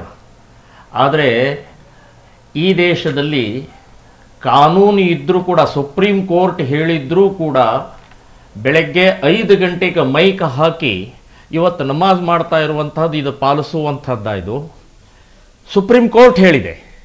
ಸೊ ನಾನು ಹೇಳೋದು, ಇವರ ಮಾನಸಿಕತೆ ಇದೆಯಲ್ಲ, ಈ ಮಾನಸಿಕತೆ ಬಹಳ ಗಂಭೀರವಾಗಿ ನಾವು ಎಲ್ಲರೂ ಯೋಚನೆ ಮಾಡಬೇಕಾಗಿದ್ದು ಅಂತನ್ನುವಂಥದ್ದು ನಾನು ಹೇಳ್ತಾ ಇದ್ದೀನಿ. ಈಗ ಯಾರೋ ಪ್ರಚೋದನೆ ಕೊಟ್ಟಿದ್ದಾರೆ ಅಂತನ್ನುವಂಥದ್ದು ಹೇಳ್ತಾ ಇರುವಂಥದ್ದು ನಾನು ಕೆಲವೊಂದು ಉದಾಹರಣೆಗಳನ್ನು ಹೇಳ್ತಾ ಇದ್ದೀನಿ. ಶಾರ್ಜಾದಲ್ಲಿ ಭಾರತ ಪಾಕಿಸ್ತಾನ ಕ್ರಿಕೆಟ್ ನಡೆದಂತಹ ಸಮಯದಲ್ಲಿ ಭಾರತ ಸೋತು ಹೋಯಿತು. ಆವಾಗ ಕಾಶ್ಮೀರದಲ್ಲಿ ಸರ್ಕಾರಿ ಮೆಡಿಕಲ್ ಕಾಲೇಜಿನಲ್ಲಿ ವಿದ್ಯಾರ್ಥಿನಿಯಲ್ಲಿ ಹಾಸ್ಟೆಲ್ನಲ್ಲಿ ಜೈ ಜೈಕಾರ ಹಾಕ್ತಾರೆ ಪಾಕಿಸ್ತಾನದ ಪರವಾಗಿ. ಭಾರತದ ವಿರುದ್ಧ ನಾವು ಟ್ಯಾಕ್ಸ್ ಕೊಟ್ಟಂತ ಹಣದಲ್ಲಿ ಪಾಕಿಸ್ತಾನದ ಪರವಾಗಿ ಅಂದ್ರೆ ಇಸ್ಲಾಂ ಪರವಾಗಿ ಈ ಕೆಡಿಸುವ ಮನಸ್ಥಿತಿ ಎಲ್ಲ ಕಡೆಯಲ್ಲಿ ಇರುತ್ತೆ. ಪ್ರಮೋದ್ ಮುತಾಲಿಕ್ ಅವರೇ, ಕೆಡಿಸುವ ಮನಸ್ಥಿತಿ ಎಲ್ಲ ಕಡೆಯಲ್ಲೂ ಇರುತ್ತೆ. ನಮ್ಮಲ್ಲಿ ಸಿಂದಗಿಯಲ್ಲಿ ಪಾಕಿಸ್ತಾನದ ಧ್ವಜವನ್ನು ಹಾರಿಸಿದಂತಹ ಉದಾಹರಣೆಗಳು ಕೂಡ ಇರ್ತವೆ. ಅದು ಯಾವ ಸಂಘಟನೆಗಳು ಯಾವ ಸ್ವರೂಪದಲ್ಲಿ ಅನ್ನೋದು ಕೂಡ ಗೊತ್ತಿದೆ ಈ ರಾಜ್ಯದಲ್ಲಿ. ಈ ರೀತಿಯಾಗಿ ಪ್ರಚೋದಿಸುವಂತಹ ಶಕ್ತಿಗಳು ಎಲ್ಲ ಕಡೆಯಲ್ಲಿ ಕೂಡ ಇರ್ತವೆ. ಅವರಿಗೆ ಮೂಲ ಉದ್ದೇಶ ಇರುವಂತದ್ದು ಪ್ರಮೋದ್ ಮುತಾಲಿಕ್ ಅವರೇ ಪ್ರಚೋದನೆ ಮಾಡೋದಷ್ಟೇ. ಧನ್ಯವಾದ. ಕಾರ್ಯಕ್ರಮದಲ್ಲಿ ಜಾಯ್ನ್ ಆಗಿ ತಮ್ಮ ಅಭಿಪ್ರಾಯವನ್ನ ಶೇರ್ ಮಾಡ್ಕೊಂಡಿದ್ದಕ್ಕಾಗಿ ಪುತ್ತಿಗೆ ರಮೇಶ್ ಅವರೇ, ಕಡೆದಾಗಿ ತಾವು ಹೇಳ್ತೀರಿ, ಇಲ್ಲಿ ಸರ್ಕಾರ ಕೋರ್ಟ್ನ ಆದೇಶ ಪಾಲನೆ ಮಾಡಲೇಬೇಕು, ಅದೆಲ್ಲರ ಕರ್ತವ್ಯ ಇರುತ್ತೆ. ಜವಾಬ್ದಾರಿ ಇರುವಂತದ್ದು ಒಂದು ಸಮಾಜದ ಇದಿಲ್ಲ, ಈಗ ಬಹಳ ದೊಡ್ಡದಾಗಿ ಯಾಕಂದ್ರೆ ಕೂಡಿಸುವಂತಹ ಕೆಲಸ ಆಗಬೇಕು. ಇದೇನಾಗುತ್ತೆ ಅಂದ್ರೆ heads I win tiles I loose ಅಂತ, ಟೈಲ್ಸ್ ಯು ಲೂಸ್ ಅಂತ ಹೇಳ್ತಾರಲ್ಲ, ಅದು ಬರಬಾರ್ದು. ಏನಾಗುತ್ತೆ ಅಂದ್ರೆ ಫಸ್ಟ್ ಇವತ್ತು ಒಬ್ರು ಪರವಾಗಿ ಬರುತ್ತೆ, ಒಬ್ರು ವಿರುದ್ಧ ಬರುತ್ತೆ. ಸೋತರ್ನ ಇಮಿಡಿಯೇಟ್ ಆಗಿ ನೀವು ಪ್ರಶ್ನೆ ಹೋಗಿ ಕೇಳಿದಾಗ ಏನ್ ಹೇಳ್ತಾರೆ ಅಂದ್ರೆ ನಾವು ಅಪೀಲ್ ಹಾಕ್ತೇವೆ ಅಂತ ಹೇಳ್ತಾರೆ. ಬೇಡ, ವಿಲ್ ಫಾಲೋ ದಿಸ್ ಅಂತ ಹೇಳಿ ಅದು ಹೇಳೋದಿಲ್ಲ. ಅಂಡ್ ಇನ್ನೊಂದನ್ನ ಪಾಯಿಂಟ್ ಔಟ್ ಮಾಡಬೇಕು ಅಂತಿದ್ದೇನೆ. ಶ್ರೀಮತಿ ಪ್ರಿಯಾಂಕಾ ಗಾಂಧಿ ಅವರು ಏನು ಹೇಳಿದ್ರು, ಕಾನ್ಸ್ಟಿಟ್ಯೂಷನ್ ರೈಟ್ ಕೊಡುತ್ತೆ ಅಂದ್ರೆ ಖಂಡಿತ ಬಿಕ್ನಿ ವಿಚಾರದಲ್ಲಿ ನೀವು ಆವಾಗಲೇ ಹೇಳಿದ್ರಿ. ಕಾನ್ಸ್ಟಿಟ್ಯೂಷನ್ 2 ಪ್ರಾವಿಷನ್ಸ್ ಇದೆ, ಒಂದು ಆರ್ಟಿಕಲ್ 19, ಇನ್ನೊಂದು ಆರ್ಟಿಕಲ್ 25. ಎರಡರಲ್ಲೂ ಕ್ಲಿಯರ್ ಆಗಿದೆ, ನಿಮ್ಗೆ ಈಗ ಅಧಿಕಾರಗಳೆಲ್ಲ ಇದೆ, ಕಡೆಯಲ್ಲಿ ಒಂದು ಲೈನ್ ಸೇರಿಸ್ತಾರೆ. ಆದರೆ ಸರ್ಕಾರ ಸಾರ್ವಜನಿಕ ಹಿತಾಸಕ್ತಿಯಿಂದ ಏನು ಕಾನೂನು ಬೇಕಾದ್ರೂ ಮಾಡ್ಬೋದು ಅಂತ. ಅದೇ ರೀತಿ ಇಲ್ಲಿ ಸರ್ಕಾರ ಏನು ಕಾನೂನು ಮಾಡಿದೆ ಅಂದರೆ, ನೀವು PTA that parent teachers association ಇದೆ, ಪ್ರತಿ ಕಾಲೇಜ್ನಲ್ಲೂ ಇದೆ. ಅವರು ಒಂದು ಡಿಸಿಷನ್ ತಗೊಂತಾರೆ, ಅದನ್ನ ಫಾಲೋ ಮಾಡ್ತೇವೆ ಅಂತ ಹೇಳ್ತಾರೆ. ಅದನ್ನ ಕೂಡ ಇವರು ಇಲ್ಲ ನಮ್ಮ ಅಧಿಕಾರ ಇದೆ ಅಂತ ಹೇಳಿ ಕೋರ್ಟ್ಗೆ ಬಂದಿದ್ದಾರೆ. ಇವರಿಂದ ಫಾಲೋ ಮಾಡ್ಲಿಕ್ಕೆ ಸಾಧ್ಯನ ಅನ್ನೋದು ನಂಗೆ ಈಗಲೇ ಡೌಟ್ ಇದೆ.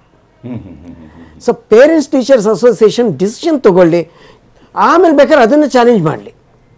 ಎಸ್, ರವಿಕುಮಾರ್ ಅವರೇ, ಕಡೆದಾಗಿ ಸಂಕ್ಷಿಪ್ತವಾಗಿ ತಾವೇನು ಹೇಳ್ತೀರಿ? ಸರ್, ನಾನು ಒಂದೇ ಮಾತಲ್ಲಿ ಹೇಳ್ತೇನೆ, ಕೋರ್ಟ್ ಏನು ತೀರ್ಪು ಕೊಡುತ್ತೆ ಅದನ್ನು ನಾವು ಯಾರು ಕೂಡ ಅಪೀಲು ಹೋಗಲ್ಲ, ಸಮವಸ್ತ್ರವನ್ನ ಪಾಲನೆ ಮಾಡಬೇಕು. ಅದು ಸರ್ಕಾರ. ಎಸ್ ರವಿಕುಮಾರ್ ಅವರೇ, ಇನ್ನು ಹಿಜಾಬ್ ವಿವಾದದ ಬಗ್ಗೆ ಪಾಕಿಸ್ತಾನ ಈಗ ಟ್ವೀಟ್ ಮಾಡಿದೆ. ರಾಜ್ಯದಲ್ಲಿ ಹಿಜಾಬ್ ವಿವಾದದ ಬಗ್ಗೆ ಮೂಲಭೂತ ಹಕ್ಕುಗಳ ಉಲ್ಲಂಘನೆ ಆಗ್ತಾ ಇದೆ ಅನ್ನುವಂತಹ ಕೂಗೆಬ್ಬಿಸುವಂತಹ ಕೆಲಸವನ್ನ ಅದು ಮಾಡುತ್ತೆ. ಅದು ಸಹಜವಾಗಿ ಆ ದೇಶದ ಬಗ್ಗೆ ಜಾಸ್ತಿ ತಲೆಕೆಡಿಸಿಕೊಳ್ಬೇಕನ್ನೋ ಅವಶ್ಯಕತೆಯೂ ಕೂಡ ಇಲ್ಲ. ಯಾಕಂದ್ರೆ ಪಾಕಿಸ್ತಾನ ಯಾವ ಸ್ವರೂಪದಲ್ಲಿ ತನ್ನ ಪ್ರಜೆಗಳನ್ನು ನಡೆಸ್ಕೊಳ್ಳುತ್ತೆ ಅದು ಅದಕ್ಕೆ ಬಿಟ್ಟಿರುವಂತಹ ವಿಚಾರ. ಭಾರತದ ಸಾರ್ವಭೌಮತೆಯ ವಿಚಾರದಲ್ಲಿ ಮೂಗು ತೂರಿಸುವಂತಹ ಕೆಲಸವನ್ನ ಪಾಕಿಸ್ತಾನದ ವಿದೇಶಾಂಗ ಸಚಿವನು ಮಾಡಬಾರ್ದು, ಯಾವ ಸಚಿವರು ಕೂಡ ಮಾಡಬಾರ್ದು. ಅದು ಅವರ ಆಂತರಿಕ ವಿಚಾರಗಳನ್ನ ಅವರು ಬಗೆಹರಿಸಿಕೊಂಡ್ರೆ ಅದು ಆ ದೇಶಕ್ಕೆ ಒಳ್ಳೇದಾಗತ್ತೆ. ಆದರೆ ರಾಜ್ಯದ ವಿಚಾರದಲ್ಲಿ ರಾಜ್ಯದ ಹಿಜಾಬ್ ವಿವಾದ ಇರಬಹುದು ಅಥವಾ ಕೇಸರಿ ಶಾಲಂ ವಿವಾದ ಇರಬಹುದು, ಇದನ್ನು ಬಗೆಹರಿಸುವಂತಹ ಶಕ್ತಿ ಖಂಡಿತವಾಗ್ಲೂ ಕೂಡ ಭಾರತಕ್ಕಿದೆ, ಭಾರತದ ಎಲ್ಲ ರಾಜ್ಯಗಳಿಗೂ ಕೂಡ ಇದಾವೆ. ಇವುಗಳಲ್ಲಿ ಮೂಲಭೂತ ಹಕ್ಕುಗಳ ಉಲ್ಲಂಘನೆ ಆಗಿತ್ತೆ ಅಂತೇಳಿ ಆದರೆ ಕೋರ್ಟ್ ಕೂಡ ಇದೆ, ಕೋರ್ಟ್ ಆ ನಿರ್ಧಾರವನ್ನ ಕೈಗೊಳ್ಳುತ್ತೆ. ಇಲ್ಲಿ ಪಾಕಿಸ್ತಾನ ತನ್ನ ಮೂಗು ತೂರಿಸುವಂತಹ ಪ್ರಯತ್ನವನ್ನ ಮಾಡಿದೆ. ಒಂದು ಶತ್ರು ರಾಷ್ಟ್ರವಾಗಿ ಅದು ತನಗೆ ಸರಿ ಕಂಡಿದ್ದನ್ನ ತನ್ನ ಪಾಯಿಂಟ್ ಆಫ್ ವ್ಯೂನಿಂದ ಅದು ಹೇಳಿರಬಹುದು. ಆದರೆ ಇಲ್ಲಿ ಪಾಕಿಸ್ತಾನದ ಅಂಶಗಳು ನಮಗೆ ಮುಖ್ಯ ಆಗಬಾರದು. ಇಲ್ಲಿ ಭಾರತದ ಸಶಕ್ತವಾಗಿದೆ ಮತ್ತು ಮೂಲಭೂತ ಹಕ್ಕುಗಳನ್ನು ಕಾಪಾಡಿಕೊಳ್ಳುವಂತಹ ವಿಚಾರದಲ್ಲೂ ಕೂಡ ಭಾರತದ ಕೋರ್ಟ್ಗಳು ಸಶಕ್ತವಾಗಿದ್ದಾವೆ. ಅವು ಆ ಕೆಲಸವನ್ನು ಕಾಲದಿಂದ ಕಾಲಕ್ಕೆ ಮಾಡ್ತವೆ, ಅದರಲ್ಲಿ ಯಾವ ಅನುಮಾನವೂ ಕೂಡ ನಮಗೆ ಇಲ್ಲ. ಇಲ್ಲಿ ಈಗಾಗಲೇ ನಡೀತಾ ಇರುವಂತಹ ಬೆಳವಣಿಗೆಯನ್ನು ನಾವು ನೋಡ್ತಾ ಇದ್ವಿ. ಒಂದು ಕಡೆಯಲ್ಲಿ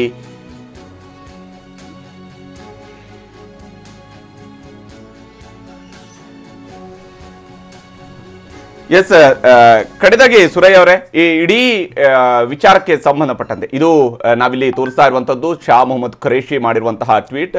ಡಿಪ್ರೈವಿಂಗ್ Muslim girls of on educational is a grave violation of fundamental human rights to deny anyone this fundamental right and terrorise them for wearing a hijab is absolutely oppressive ಅನ್ನುವಂತಹ ಅಂಶವನ್ನ ಇದು ಹೇಳಿದೆ. ಅಷ್ಟೇ ಅಲ್ಲದೆ ಜಾಗತಿಕ ಮುಸಲ್ಮಾನರಿಗೆ ಈ ವಿಚಾರದಲ್ಲಿ ಅದೊಂದು ಕರೆ ಕೊಡುವಂತಹ ಪ್ರಯತ್ನವನ್ನು ಪಾಕಿಸ್ತಾನ ಮಾಡುತ್ತೆ. ಅದನ್ನು ಬಹುಶಃ ಪಾಕಿಸ್ತಾನದ ವಿಚಾರಗಳಿಗೆ ಉತ್ತರವನ್ನು ಕೊಡುವಂತಹ ಕೆಲಸವನ್ನು ಭಾರತ ಮಾಡುತ್ತೆ, ಭಾರತ ಸರ್ಕಾರವು ಕೂಡ ಆ ವಿಚಾರದಲ್ಲಿ ಮಾಡುತ್ತೆ.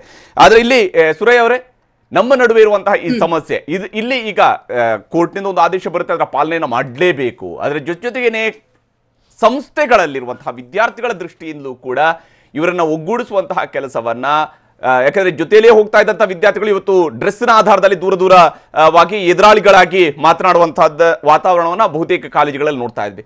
ಹೇಗೆ ಇದನ್ನ ಸರಿಪಡಿಸಬೇಕಾಗಿದೆ, ಯಾವ ಜವಾಬ್ದಾರಿ ಇದೆ ಇಲ್ಲಿ ಅಂತೇಳಿ? ನಾನು ಮೊದಲನೇದಾಗಿ ಹೆತ್ತವ್ರಿಗೆ ಹೇಳಲಿಕ್ಕೆ ಇಷ್ಟಪಡ್ತೀನಿ. ಯಾಕಂದ್ರೆ ಇವತ್ತು ನಾವೆಲ್ಲಾದ್ರೂ ಒಂದು ಕಡೆ ಜಗಳವ ಅಥವಾ ಇನ್ನೇನೋ ಪ್ರೊಟೆಸ್ಟ್ ರ್ಯಾಲಿಯೋ ನಮ್ಮ ಕಾಲೇಜ್ಗಳಲ್ಲಿ ನಾವು ಆ ರ್ಯಾಲಿಯೋ ಪ್ರೊಟೆಸ್ಟ್ಗಳಲ್ಲಿ ಚಿಕ್ಕ ಪುಟ್ಟ ಕಾಲೇಜ್ ಮಟ್ಟದ ಪ್ರೊಟೆಸ್ಟ್ಗಳಲ್ಲಿ ಭಾಗವಹಿಸಿದ್ರೆ ನಮ್ಮ ಹೆತ್ತವರು ಯಾವತ್ತು ನಮ್ಗೆ ಅದಕ್ಕೆ ಸಪೋರ್ಟ್ ಮಾಡ್ತಿರ್ಲಿಲ್ಲ. ಹೋಗಿ ವಿದ್ಯೆ ಕಲ್ತುಕೊಂಡು ಬಾ, ನಿನ್ಗೆ ಪ್ರೊಟೆಸ್ಟ್ ಮಾಡ್ಲಿಕ್ಕೆ ಅಲ್ಲ ಅಂತ, ರಾಜಕೀಯ ಇಶ್ಯೂಗಳಿಗಲ್ಲ, ಕಾಲೇಜಿನ ಆಡಳಿತ ಮಂಡಳಿ ಇಶ್ಯೂಗಳಿಗೆ ಕುತ್ಕೊಂಡು ನಾವೇನಾದ್ರು ಮಾತಾಡಿದ್ರೆ ಅದನ್ನ ಒಪೋಸ್ ಮಾಡ್ತಾ ಇದ್ರು. ಇದು ಬರೀ 5-6 ವರ್ಷಗಳ ಹಿಂದೆ ನಾವು ಯಾವಾಗ ಕಾಲೇಜ್ ವಿದ್ಯಾಭ್ಯಾಸಗಳನ್ನ ಮುಗಿಸುವಂತಹ ಸಮಯದಲ್ಲಿ ನಮ್ಮ ಹೆತ್ತವರು ಹೇಳ್ತಾ ಇದ್ದದ್ದು ವಿದ್ಯೆಯನ್ನ ಕಲೀಲಿಕ್ಕೆ ಹೋಗಿದ್ದು ಪ್ರೊಟೆಸ್ಟಿಗಲ್ಲ ಅಂತ. ಯಾವುದೇ ರೀತಿಯ ಪ್ರೋತ್ಸಾಹಗಳನ್ನ ನಮ್ಮ ಮನೆಯಲ್ಲಿ ನೀಡ್ತಾ ಇರಲಿಲ್ಲ. ಸೊ ಇದು ರಾಜಕೀಯ ವಿಚಾರವಾಗಿ ಮುಂದುವರೆದು ಅಂತಾರಾಷ್ಟ್ರೀಯ ಮಟ್ಟದಲ್ಲಿದ್ದಾಗ ಹೆತ್ತವರು ತಮ್ಮ ಮಕ್ಕಳಿಗೆ ಬುದ್ಧಿಯನ್ನ ಹೇಳ್ಬೇಕು. ಅವರ ಹಕ್ಕುಗಳಿಗಾಗಿ ಹೋರಾಡ್ಲಿ, ನಾನು ಅದನ್ನ ತಪ್ಪು ಅಂತ ಹೇಳಲ್ಲ. ಹಕ್ಕುಗಳಿಗೆ ಹೋರಾಡುವಾಗ ವಿದ್ಯಾಭ್ಯಾಸವನ್ನ ಮೊಟಕುಗೊಳಿಸ್ತಾ ಇರುವುದು ಇದು ವಿದ್ಯಾರ್ಥಿಗಳು ಮಾಡ್ತಾ ಇರುವಂತಹ ಮೊದಲ ತಪ್ಪು. ಇದಕ್ಕೆ ಹೆತ್ತವರು ಪ್ರೋತ್ಸಾಹ ನೀಡ್ತಾ ಇರುವುದು ಅದು ಅಕ್ಷಮ್ಯ ಅಪರಾಧ ಅಂತ ಹೇಳಲಿಕ್ಕೆ ನಿಜ. ಸುರೇಶ್ ಅವರೇ ಧನ್ಯವಾದ. ಟಿವಿ ಜೊತೆಗೆ ಇಷ್ಟೊತ್ತು ಜಾಯ್ನ್ ಆಗಿ ತಮ್ಮ ಅಭಿಪ್ರಾಯವನ್ನು ಶೇರ್ ಮಾಡ್ಕೊಂಡಿದ್ದಕ್ಕಾಗಿ. ಹಾಗೆಯೇ ರಮೇಶ್ ಅವರೇ ತಮಗೂ ಕೂಡ ಧನ್ಯವಾದ, ಮತ್ತು ರವಿಕುಮಾರ್ ಅವರೇ ತಮಗೂ ಕೂಡ ಧನ್ಯವಾದ ಕಾರ್ಯಕ್ರಮದಲ್ಲಿ ಜಾಯ್ನ್ ಆಗಿದ್ದಕ್ಕೆ. Thank you Ranganath. ಇಲ್ಲಿ ಬಹಳ ಮುಖ್ಯವಾಗಿ ಒಂದು ಅಂಶವನ್ನು ನಾವು ಪಾಯಿಂಟ್ ಔಟ್ ಮಾಡಲೇಬೇಕು. ಕಾರ್ಯಕ್ರಮದ ಸಂದರ್ಭದಲ್ಲಿ ಯಾವುದೇ ಅತಿಥಿಯನ್ನು ಕರೆಯುವಾಗ ಯಾವುದೇ ಪೂರ್ವಾಗ್ರಹದಿಂದ ಅವರನ್ನು ನಾವು ಕಾರ್ಯಕ್ರಮಕ್ಕೆ ಆಹ್ವಾನಿಸೋದಿಲ್ಲ. ಹಾಗೆಯೇ ಒಂದು ಮಾಧ್ಯಮವಾಗಿ ನಿಮ್ಮ ಅಭಿಪ್ರಾಯವನ್ನು ವ್ಯಕ್ತಪಡಿಸೋದಕ್ಕೆ ಅವಕಾಶವನ್ನು ನಾವು ಕೊಡ್ತೀವಿ. ಅದಕ್ಕೆ ಆಗಲೇ ಹೇಳಿದೆ, ಭಾಷಣಕ್ಕೆ ಇದು ವೇದಿಕೆಯಲ್ಲ, ಇದು ಚರ್ಚೆಯ ವೇದಿಕೆ. ಚರ್ಚೆ ಮಾಡುವಾಗ ನೀವು ಯಾವ ವಿಚಾರಗಳನ್ನು ಯಾವ ಕಾಂಟೆಕ್ಸ್ಟ್ನಲ್ಲಿ ಮಾತನಾಡ್ತಿದ್ದೀರಿ ಅನ್ನುವಂತಹ ವಿವೇಚನೆ ಪ್ರತಿಯೊಬ್ಬರಿಗೂ ಕೂಡ ಇರಲೇಬೇಕಾಗತ್ತೆ. ಆದರೆ ಅದರ ಹೊರತಾಗಿ ನಂತರ ಮಾಧ್ಯಮದಲ್ಲಿ ಚರ್ಚೆ ನಡೆಸಿದ ನಂತರ ಸೋಷಿಯಲ್ ಮೀಡಿಯಾ ಇದೆ, ಸೋಷಿಯಲ್ ಮೀಡಿಯಾದಲ್ಲಿ ತಮಗೆ ಬೇಕಾದಂತಹ ವಿಚಾರಗಳನ್ನು ಹೇಳಿಕೊಂಡು ಮಾಧ್ಯಮಕ್ಕೆ ಬೈಯುವಂತಹ ಕೆಲಸವನ್ನು ಕಾಲದಿಂದ ಕಾಲಕ್ಕೆ ಅನೇಕ ಸಂದರ್ಭಗಳಲ್ಲಿ ಮಾಡಿದ್ದಾರೆ ಮತ್ತು ಇವತ್ತು ಕೂಡ ಮಾಡ್ತಾ ಇದ್ದಾರೆ ಅನ್ನುವಂಥದ್ದು ಕೂಡ ನಮ್ಮ ಗಮನದಲ್ಲಿ ಇದೆ. ಆದರೆ ನಾವು ಪ್ರತಿಯೊಬ್ಬ ವ್ಯಕ್ತಿಯನ್ನು ಗೌರವಿಸ್ತೇವೆ. ಆದರೆ ನೀವು ಇಲ್ಲಿ ನಮ್ಮ ಮಾಧ್ಯಮದ ಮೂಲಕವಾಗಿ ಬೇರಿನ್ಯಾವುದೋ ವಿಚಾರಗಳನ್ನು ಪ್ರಸ್ತಾಪಿಸಿ ನಿಮಗೆ ತೋಚಿದ್ದೇ ಸರಿ, ಉಳಿದವರೆಲ್ಲರೂ ತಪ್ಪು, ನಿಮ್ಮ ಕನ್ನಡಕ ಮಾತ್ರ ಕ್ಲಿಯರ್ ಆಗಿ ಸಮಾಜವನ್ನು ತೋರಿಸುತ್ತೆ, ಉಳಿದವರೆಲ್ಲರೂ ಕೂಡ ತಪ್ಪು ಅನ್ನುವಂತಹ ಭಾವನೆಯನ್ನು ಬಿತ್ತುವ ಕೆಲಸವನ್ನು ಮಾಡಿದರೆ ಖಂಡಿತವಾಗ್ಲೂ ಕೂಡ ಅದಕ್ಕೆ ಅವಕಾಶವನ್ನು ಕೊಡೋದಕ್ಕೆ ಸಾಧ್ಯ ಆಗುವುದಿಲ್ಲ. ಇದು ಈ ಹೊತ್ತಿನ ವಿಶೇಷ. ನಿರಂತರ ಸುದ್ದಿಯಾಗಿ ನೋಡ್ತಾ ಇರಿ ಟಿವಿ9.